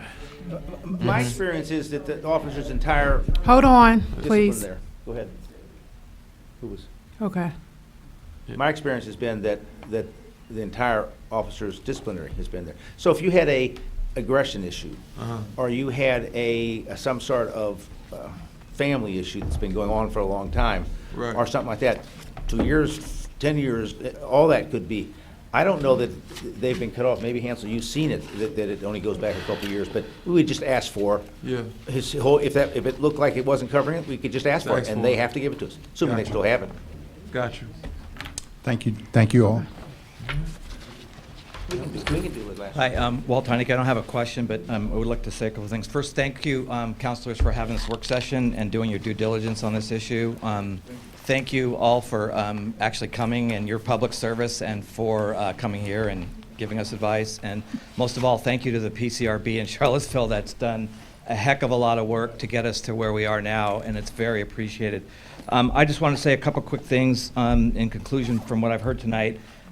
First, I wanted to say thanks. The most important fundamental issue that you clarified for me tonight, and I think for the community, is that in Fairfax, the decision to have limited investigatory authority in your Police Review Commission was not a matter of law, but it was a matter of political will and policy judgment. So thank you for clarifying for that for us today. That's really appreciated, because frankly, this is Charlottesville, and the country's waiting for us to take the lead on making change that's bold, to address white supremacy, institutional racism, and equity, not timid out-of-the-box responses that replicate other places.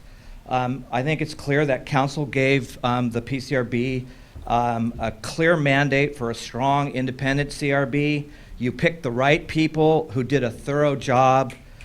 They found the right model for Charlottesville based on our history and our needs. And now there's a choice point.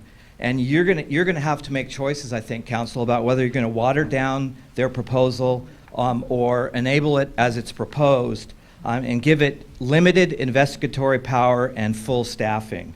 So we know what happens when Council waters down and transforms intentions, because we've seen that happen before here. We see at the end of the day, it's a loss of trust and a dysfunction down the road. So the last thing I want to say is that study that was mentioned today, thank you so much for bringing that to our attention. A quote from that study, which I read while you all were speaking: "The wider the scope of authority and the broader the discretion afforded by existing institutions, the greater the likelihood of change in institutional outcomes." So I hope that's where we're going. Thanks.